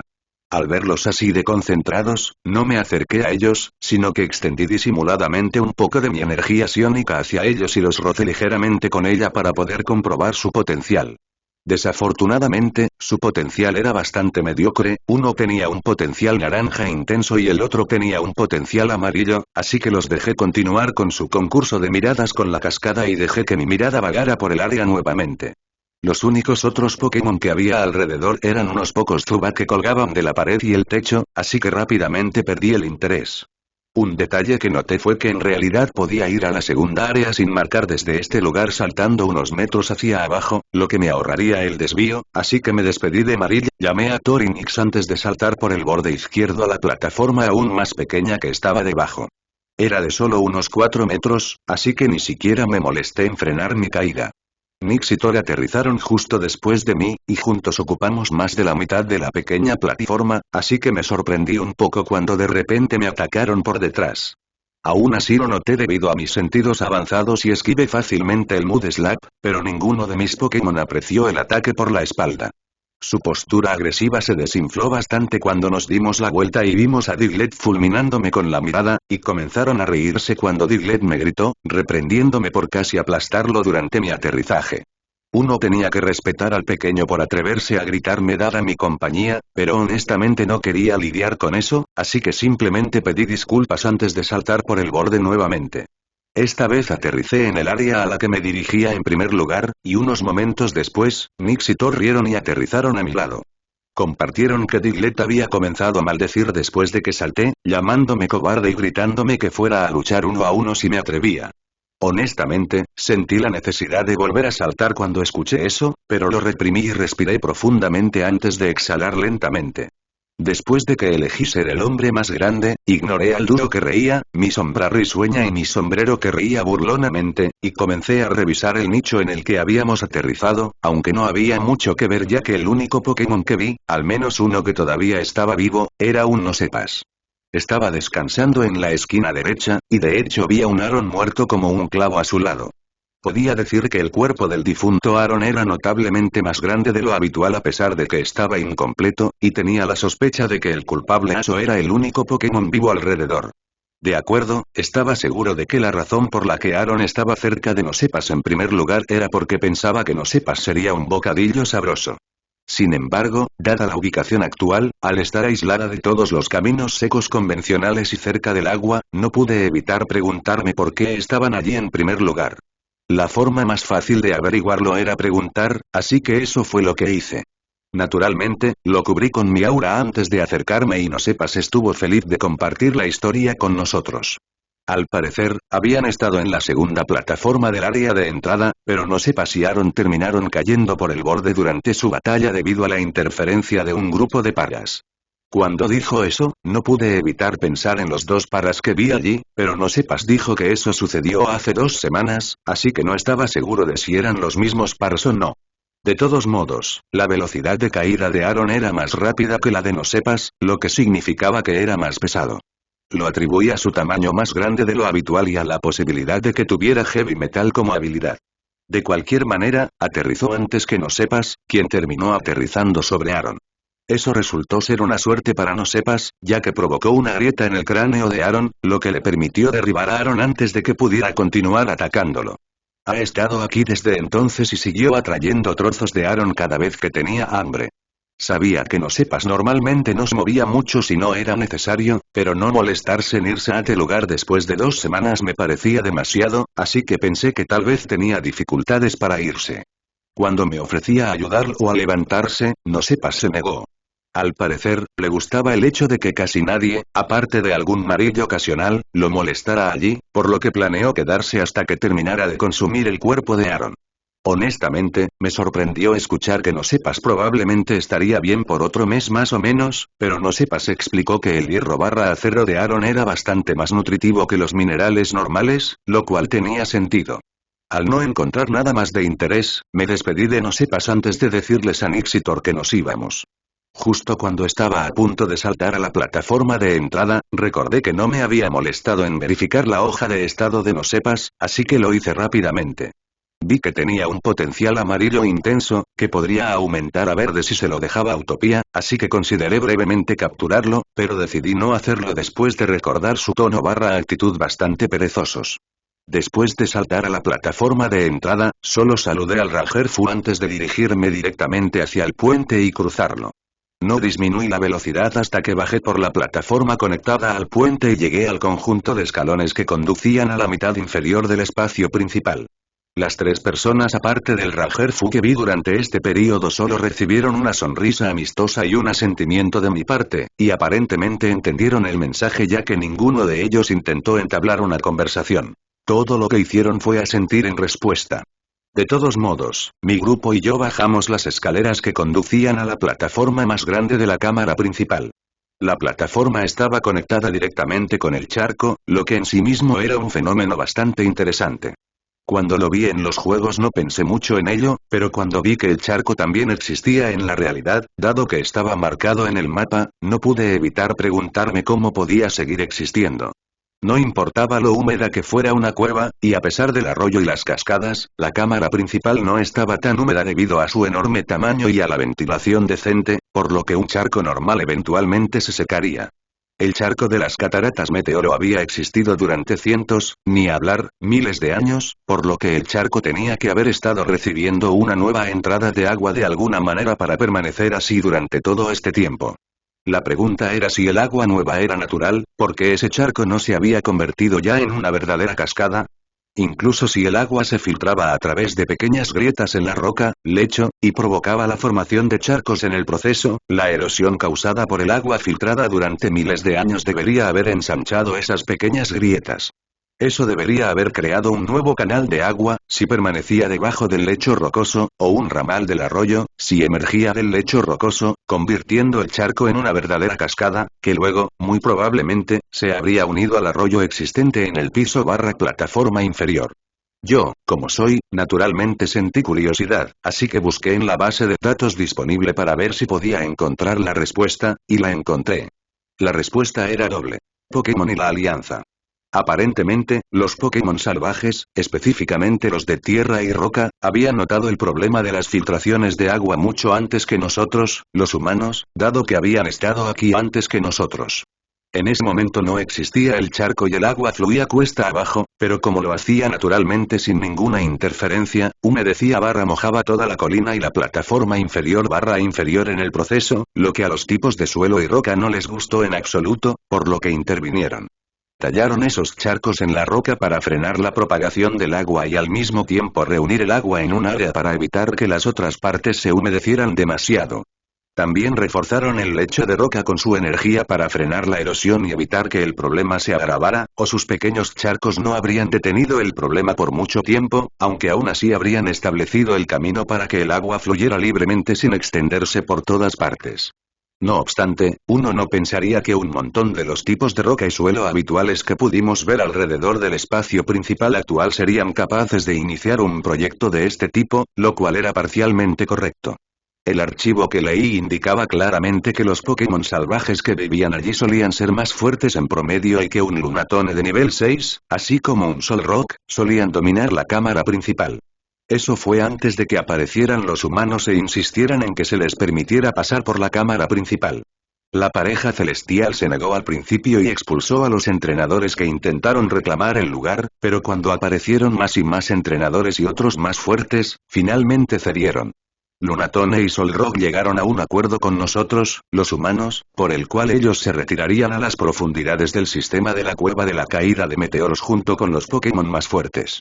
Accedieron a dejarnos utilizar y trabajar en la cámara principal y las 4 cámaras conectadas, y actualmente mapeadas, aunque a cambio teníamos que mantener el producto artificial al mínimo y permitir que los Pokémon salvajes más débiles vivieran allí libremente, convirtiendo efectivamente el espacio principal así como las 4 cámaras conectadas en un espacio compartido. Su retirada y su ayuda para evitar que los Pokémon salvajes más fuertes, de etapa 5 en adelante, ocuparan esos 5 lugares como su territorio era parte del acuerdo. Con el tiempo, incluso la cantidad de Pokémon de etapa dorada que vivían en estas áreas disminuyó, por lo que pudo suceder lo de Druddigon y Azumarill en primer lugar. Dada la fuerza y el tipo del dúo celestial, su esperanza de vida era enorme, por lo que, a menos que de alguna manera terminaran muriendo o fueran destituidos, el acuerdo era prácticamente permanente. Algunos de los cambios artificiales que los humanos hicieron después de ese acuerdo fueron, obviamente, la iluminación, los escalones, el puente y algunas escaleras, pero también reforzaron el charco y la plataforma de lecho rocoso entre el arroyo y el charco para evitar que empeorara. Dejaron solo los espacios diminutos necesarios para preservar el charco. No se había hecho mucho más, y habían pasado más de 2000 años, y hasta ahora ambas partes se habían mantenido fieles al acuerdo. Bueno, mis pensamientos terminaron divagando de nuevo, pero eso fue todo. Después de evitar desviarme aún más, guié a mi grupo de viaje y exploramos la platier. La plataforma era bastante grande, por lo que nos llevó más de una hora explorarla completamente, incluido el charco que estaba conectado a este nivel barra la platier. De hecho, vi algunos Wooper rondando el charco y también había algunos Barboach allí, lo que me hizo preguntarme cómo habían llegado allí. Que pudieran sobrevivir allí no era tan sorprendente dada su tipificación y el hecho de que eran bastante delgados, pero la pregunta era cómo habían llegado allí en primer lugar. O alguien los había colocado barra transferido allí, de alguna manera en algún momento se habían abierto paso a través de las grietas, o habían terminado cayendo a propósito desde el arroyo.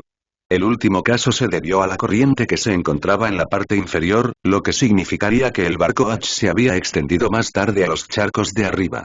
El primero podría haber sido obra de manos humanas o del Wooper, tal vez Quagsire, que quería mantenerlos cerca como una fuente de alimento fácil. De cualquier manera, el segundo caso era el menos probable. Sin embargo, solo observé a los pocos Barboach nadar alrededor de ese charco de unos 5 a 6 metros cuadrados, pero de apenas 15 a 25 centímetros de profundidad, durante un minuto más o menos antes de continuar nuestra caminata. Una vez que habíamos visto todo lo que había para ver sin dar vuelta cada piedra ni cavar en el suelo, nos trasladamos a Utopia para almorzar, ya que eran casi las 2 p.m. Hablamos mientras comíamos y pasé unos minutos más terminando las múltiples conversaciones en las que estaba involucrado antes de sacarnos de nuevo. Pasamos las siguientes 2 horas y pico revisando las plataformas del charco, tanto las partes del charco como las áreas secas. En los charcos vivían más Wooper y Barboach con un puñado de Quagsire que estaban a cargo del Wooper. No había ni un solo Whiscash en ninguno de los charcos, incluidos los más anchos, lo que me pareció un poco extraño ya que el número de Barboach no era pequeño y también había Quagsires alrededor. Naturalmente, decidí investigar y la respuesta fue bastante brutal, pero tenía sentido. Estaba claro que los Quagsire estaban a cargo en el charco, así que fui a buscarlos y, después de ofrecerles algunos bocadillos, felizmente compartieron que la ausencia de Whiscash era obra de ellos. Parecía que yo había estado en lo cierto y que la presencia de los Barboach era obra de los Wooper barra Quagsire. Se aseguraban de que hubiera suficientes Barboach para satisfacer sus necesidades y también vigilaban a los Barboach para evitar que alguno se hiciera demasiado fuerte y evolucionara. Eso prácticamente significaba que se los comían antes de que pudieran evolucionar. El Barboach logró evolucionar a Whiscash. A pesar de eso, lo que según el Quagsire sucedía ocasionalmente, tuvo que enfrentar la supresión inmediata del Quagsire. Si el Whiscash resultaba ser una molestia demasiado grande para derribarlo, cooperaban para arrojarlo al arroyo. Si podían derribarlo, Whiscash haría una aparición especial en el menú. Sonaba brutal y despiadado, pero podía respetar que los Quagsire hubieran aprovechado el charco para crear su propia granja de peces o, mejor dicho, de Barboach. Fue una buena planificación a largo plazo y, en general, una planificación que la mayoría no esperaría de un Pokémon anfibio de aspecto tonto. Además de ellos, también nos cruzamos con miembros de las líneas Andreu y Geodude en las áreas secas, y también vimos a algunos miembros de las líneas Tyrogue y Machop merodeando o pasando por allí. Fue por ellos que no continuamos revisando la plataforma más baja en la parte inferior del charco, sino que decidimos quedarnos en la parte seca de las plataformas del charco. Si hubiera habido solo uno o dos Tyrogue y Machop con una de sus evoluciones, tal vez no hubiera elegido quedarme, pero su número inusualmente alto me hizo observar más de cerca. Pasé los siguientes 30 minutos siguiendo lo que hacían los tipos de lucha, a dónde iban y de dónde venían. Sabía que debían tener hogares en algún lugar del espacio principal y sospechaba que esos hogares estaban cerca de este lugar. El mapa de las cataratas Meteoro al que había accedido solo enumeraba los Pokémon que normalmente se podían encontrar en las cámaras y qué Pokémon se encontraban en qué área general.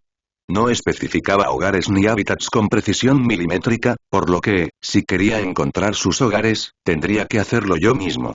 Por mi observación, noté que había mucho movimiento de un lado a otro en el lado de la plataforma del charco que daba al arroyo, así que nos movimos allí para observar más de cerca. No pasó mucho tiempo antes de que notara que un Machoke que había caminado hacia el final de la tercera plataforma se agarró a una sección de la pared y tiró. Escuché a Nix/Umbreon jadear cuando la pared cayó movió hacia adelante y una segunda mirada mostró que era una roca grande y no una sección de la pared que se rompió. Machoke sacó esa roca y reveló un agujero de aproximadamente 1,5 metros de alto en la pared, en el que Machoke entró después de inclinar/agachar ligeramente la cabeza. Machoke mantuvo su agarre en la roca y la arrastró hacia el agujero cuando entró, sellándolo, lo que hizo que pareciera que la pared estaba entera. Motra/Butterfree, Nix y Thor/Raichu estaban bastante emocionados por haber visto el escondite secreto, pero yo decidí no ir allí por ahora ya que quería ver si había otros escondites. Durante la siguiente hora, vimos que se desbloqueaban y volvían a bloquear 5 entradas más, y algunas de ellas se utilizaban más de una vez. 4 de ellas pertenecían a miembros de la línea Machop, mientras que 2 pertenecían a la línea Tyrogue. Independientemente de a quién pertenecían, todas estaban ubicadas en los extremos de las plataformas que daban al arroyo. Algunos agujeros conducían a la pared/cama de roca de la plataforma con el puente, mientras que otros conducían directamente al lecho de roca de las plataformas de caída de charcos. Estaba bastante seguro de que esa era una de las razones por las que los perforaron donde estaban, para evitar inundaciones o mojar sus cuevas/hogares. Aún así, después de observar a los tipos de lucha entrar y salir de esas cuevas, no estaba seguro de si realmente usaban esas rocas por seguridad, ya que nos molestaban en actuar con discreción en absoluto. Dado su comportamiento despreocupado, estaba empezando a pensar que podrían haber elegido bloquear las entradas simplemente para evitar que otros también entraran, presumiblemente Zubat, a quien probablemente le encantaría vivir allí, pero Pokémon como Paras y Wooper probablemente también eran candidatos para la exclusión. Ya eran un poco más de las 6:30 p.m. en ese momento y decidí echar un vistazo a esas casas secretas no tan secretas que tenían los tipos que luchaban antes de entrar a Utopia para cenar el resto de la noche. Nos dirigimos a la entrada más cercana que habíamos visto hasta ahora, y lo que nos recibió fue una pared lisa. Bueno, tan lisa como una pared natural puede ser. De cualquier manera, no pude ver ningún marcador que indicara que había un agujero/entrada aquí que condujera a alguna parte. Incluso si el agujero hubiera estado bloqueado por una roca bien colocada, debería haber habido algunas señales que delinearan los bordes del agujero y la roca. Las líneas podrían ser finas y sutiles, pero deberían haber estado allí. Sin embargo, no solo yo, sino los demás tampoco las detectaron. Hades/Gengar, sintiéndose dubitativo, incluso metió la cabeza en la roca y proclamó que la roca/pared era realmente de una sola pieza, lo que hizo que Nix/Umbreon y Thor/Raichu le preguntaran si estaba seguro. Motra barra Butterfree no se unió a ellos, pero pude sentir que ella también tenía dudas, y parecía que eligió echar un vistazo ella misma, ya que se despegó de mi cabeza y se movió frente a la sección en la que vimos la abertura. Una vez allí, lentamente comenzó a aumentar el viento que producían sus aletas y las dirigió hacia la pared para ver si entraban en alguna grieta. Si el aire barra viento lo lograba, se producía un ruido parecido a un silbido en el proceso, pero eso no sucedió. El aire llegó a la pared, pero se disipó a lo largo de la roca sin producir ningún silbido. Motra dejó escapar un bufido de insatisfacción por su prueba fallida antes de volver a mi lado y recostarse sobre mi cabeza. Parecía que o todos habíamos alucinado y el agujero en la pared no existía, o la roca se había fusionado de alguna manera con la pared. Lo primero lo descarté directamente como imposible. No había forma de que los 5 hubiéramos experimentado la misma alucinación visual. Eso implicaría que habíamos sufrido algún tipo de ataque por parte de otra persona o que nos había afectado alguna influencia natural, pero para que ambos casos ocurrieran sin que ninguno de nosotros se diera cuenta, se requeriría que alguien o algo mucho más fuerte que nosotros actuara. Las probabilidades de que eso sucediera eran astronómicamente pequeñas.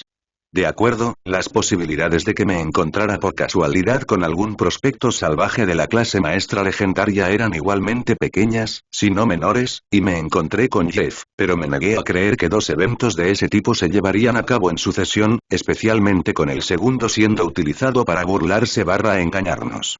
Tenía más sentido que hubiera ocurrido la última opción, incluso si la fusión perfecta de la roca con la pared parecía absurda al principio, al menos en este contexto.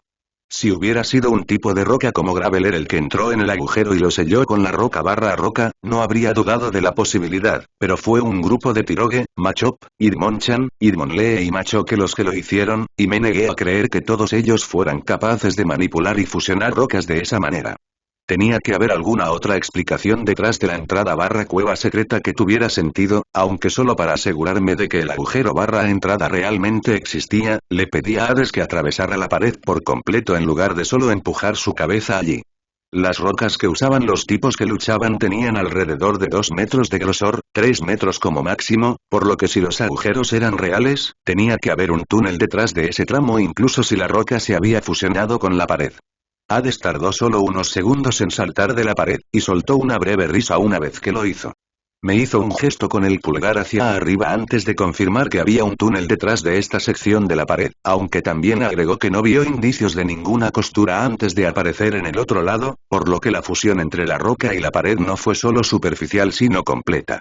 Sentí un poco de alivio por el informe de Hades, ya que demostraba que no habíamos imaginado la entrada y que Machop entraría allí. A eso le siguió la intriga y la curiosidad, y Thor comentó que tenía curiosidad por saber cómo lo habían hecho. Dijo que ocultar la entrada de esta manera sería muy útil en la naturaleza y que a su familia le habría encantado convertir sus madrigueras en escondites secretos como este. Fue como si un destello atravesara mi mente en el momento en que dijo eso. Había un movimiento muy interesante y especial que encajaba perfectamente con el proyecto y que los tipos de lucha que vimos podían aprender. Casi me golpeé la frente al pensar que no había pensado inmediatamente en Secret Power, pero para ser justos, esta fue la primera vez que escuché barra vi que también se podía usar para sellar la entrada del espacio creado. Tampoco era algo que uno normalmente viera usar a los Pokémon salvajes, ya que este no era un movimiento que pudieran aprender de forma natural. Secret Power fue uno de los pocos movimientos ideados completamente por un humano para sus Pokémon. Más tarde se extendió entre otros entrenadores debido a su particularidad, pero incluso entre los Pokémon que vivían con humanos, solo una especie había logrado convertir Secret Power en un movimiento inherente, agregándolo a su grupo de movimientos naturales, lo que les permitió aprenderlo sin problemas a través del crecimiento natural barra epifanía. Aparte de Audino, a cualquier otro Pokémon se le tuvo que enseñar específicamente Secret Power a través de mentoría o transmisiones psíquicas, TM.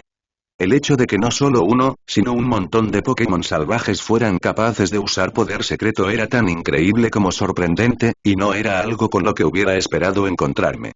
Teniendo en cuenta que nunca había pensado que me encontraría con algo como el escenario actual, mi desprecio inicial por el poder secreto podía ser excusado. Bueno, todo esto seguía siendo una hipótesis que aún no se había confirmado, pero verificar si estaba en lo cierto o no sería difícil una vez que me acercara a los tipos de lucha. Si estaba en lo cierto y se trataba de poder secreto, nos quedaríamos con una gran pregunta. ¿Cómo habían logrado tantos Pokémon de tipo lucha salvaje aprender un movimiento exclusivo de entrenador, Pokémon? Ah, ¿y habían logrado convertir el movimiento en intrínseco o todos lo habían aprendido de la manera más difícil? Había algunas posibilidades que se me ocurrían que causaron la situación actual. Los guardabosques apostados alrededor de las cataratas Meteoro, o solo uno de ellos, podrían haber hecho un esfuerzo especial para enseñarles el movimiento. Tal vez algún entrenador que estuviera de paso decidió quedarse por un tiempo para enseñarles el movimiento a un grupo de ellos. También era posible que alguna persona desafortunada hubiera muerto durante su estadía aquí, lo que provocó que se liberara el vínculo con su Pokémon y se volviera salvaje. Uno de ellos podría haberse quedado y unirse a la población local. También era posible que alguien simplemente hubiera liberado a un Pokémon, lo que hizo que se quedara y se uniera a los lugareños. Si el Pokémon en cualquiera de los dos escenarios conocía el poder secreto y lograba aumentar lo suficiente la maestría del movimiento, podría enseñárselo a otros y ser su mentor. Los estudiantes entonces tendrían que aumentar su maestría lo suficiente como para actuar también como maestros, y antes de que uno se diera cuenta, habría suficientes posibles maestros alrededor para garantizar que el arte no se perdiera por la muerte de uno o un puñado de Pokémon. Esto les permitiría enseñar a una población considerable y garantizar que el poder secreto pudiera transmitirse en el futuro. Esta parte no solo se aplicaba a los escenarios de Pokémon lanzados, sino también a aquellos en los que el guardabosques o un entrenador que pasaba por allí les enseñaba el movimiento. Me di cuenta de que terminé divagando nuevamente, así que dejé de dejar que mis pensamientos vagaran y consideré cómo pasar la sección de la pared de la base secreta. En realidad, Secret Power era uno de los movimientos que ninguno de mis Pokémon conocía, ni siquiera Motra, ya que no me había molestado en aprenderlo debido a Utopia. Si no hubiera tenido una dimensión de bolsillo privada, definitivamente me habría asegurado de que mis Pokémon conocieran el movimiento capaz de crear bases / espacios ocultos casi en cualquier lugar, pero tenía Utopia, así que no lo hice. La gente diría que valía la pena aprender Secret Power, ya que el movimiento en sí era adaptable y útil, pero tampoco era fácil de aprender y requería mucho tiempo, así que no me molesté en aprenderlo. Esto significaba que no podía usarlo para abrir la pared, por así decirlo, pero había otras formas de llegar allí. Podía usar la fuerza bruta, pero eso sería de mala educación y dudaba que los dueños del lugar lo apreciaran. Podía cavar para abrirme paso, pero probablemente eso tampoco sería apreciado. Afortunadamente, todavía quedaba la opción más sencilla, que era teletransportarme. Solo tenía que dejar que Hades se moviera al otro lado y luego teletransportarme a su lado. De acuerdo, tendría que mover a Nix a Utopía por un rato, pero eso no era gran cosa, así que lo hice directamente. Una vez que llegamos al otro lado, saqué a Nix de nuevo y bajamos por el túnel. El túnel era bastante oscuro, pero todos podíamos ver en la oscuridad, así que eso no fue un problema, especialmente con el poco de luz verdosa que provenía del final del túnel. Supuse que el tipo luchador que estableció la base había plantado musgo luminoso para tener algo de luz, o que la cámara era natural y que se había topado con ella por casualidad y el musgo ya estaba presente. De cualquier manera, el lugar no estaba completamente oscuro, ni tampoco sin aire. La parte del túnel en sí no era larga, y solo unos pocos metros después entramos en la cámara. La habitación no era tan grande, 40 como máximo, y en el momento en que entramos, los pocos Pokémon presentes también nos notaron. Había 3 Machoke y 2 Machoke, sentados en un círculo. Habían estado hablando, pero se detuvieron cuando todos se giraron hacia nosotros. Lo primero que hice fue liberar mi aura, y el efecto fue casi inmediato gracias al respeto que sentían los tipos luchadores hacia el aura, así como hacia los usuarios del aura. Su sospecha e irritación dieron paso a una agradable sorpresa y fascinación. Ni siquiera nos preguntaron cómo habíamos entrado, sino que nos invitaron a unirnos a ellos, lo que naturalmente hicimos ya que tenía algunas preguntas. El Machoke se acercó más al Machoke, haciéndonos espacio, lo que nos incitó a sentarnos frente al Machoke. Machoke fue bastante educado y esperó a que tomáramos asiento antes de preguntarme por qué habíamos entrado en su casa. Incluso se dirigió a mí como hombre de aura en lugar de humano en la oración, y al no ver ninguna razón para mentir, le dije que había notado que varios tipos de pelea, incluido el Machoke de la izquierda, se dirigían / desaparecían hacia la pared, así que sentí curiosidad y decidí investigar hacia dónde se dirigían / desaparecían todos ellos. Machoke se sonrojó cuando lo señalé de esa manera, lo que provocó algunas risas generales, y el Machoke líder admitió que la curiosidad era un motivador poderoso antes de abrir los brazos y declarar que había encontrado lo que había estado buscando. Todas las entradas conducían a habitaciones como esta. Las habitaciones se usaban como sus hogares, lo que les permitía retirarse a un entorno seguro y tranquilo que era beneficioso para su descanso, recuperación y la parte menos activa de su entrenamiento.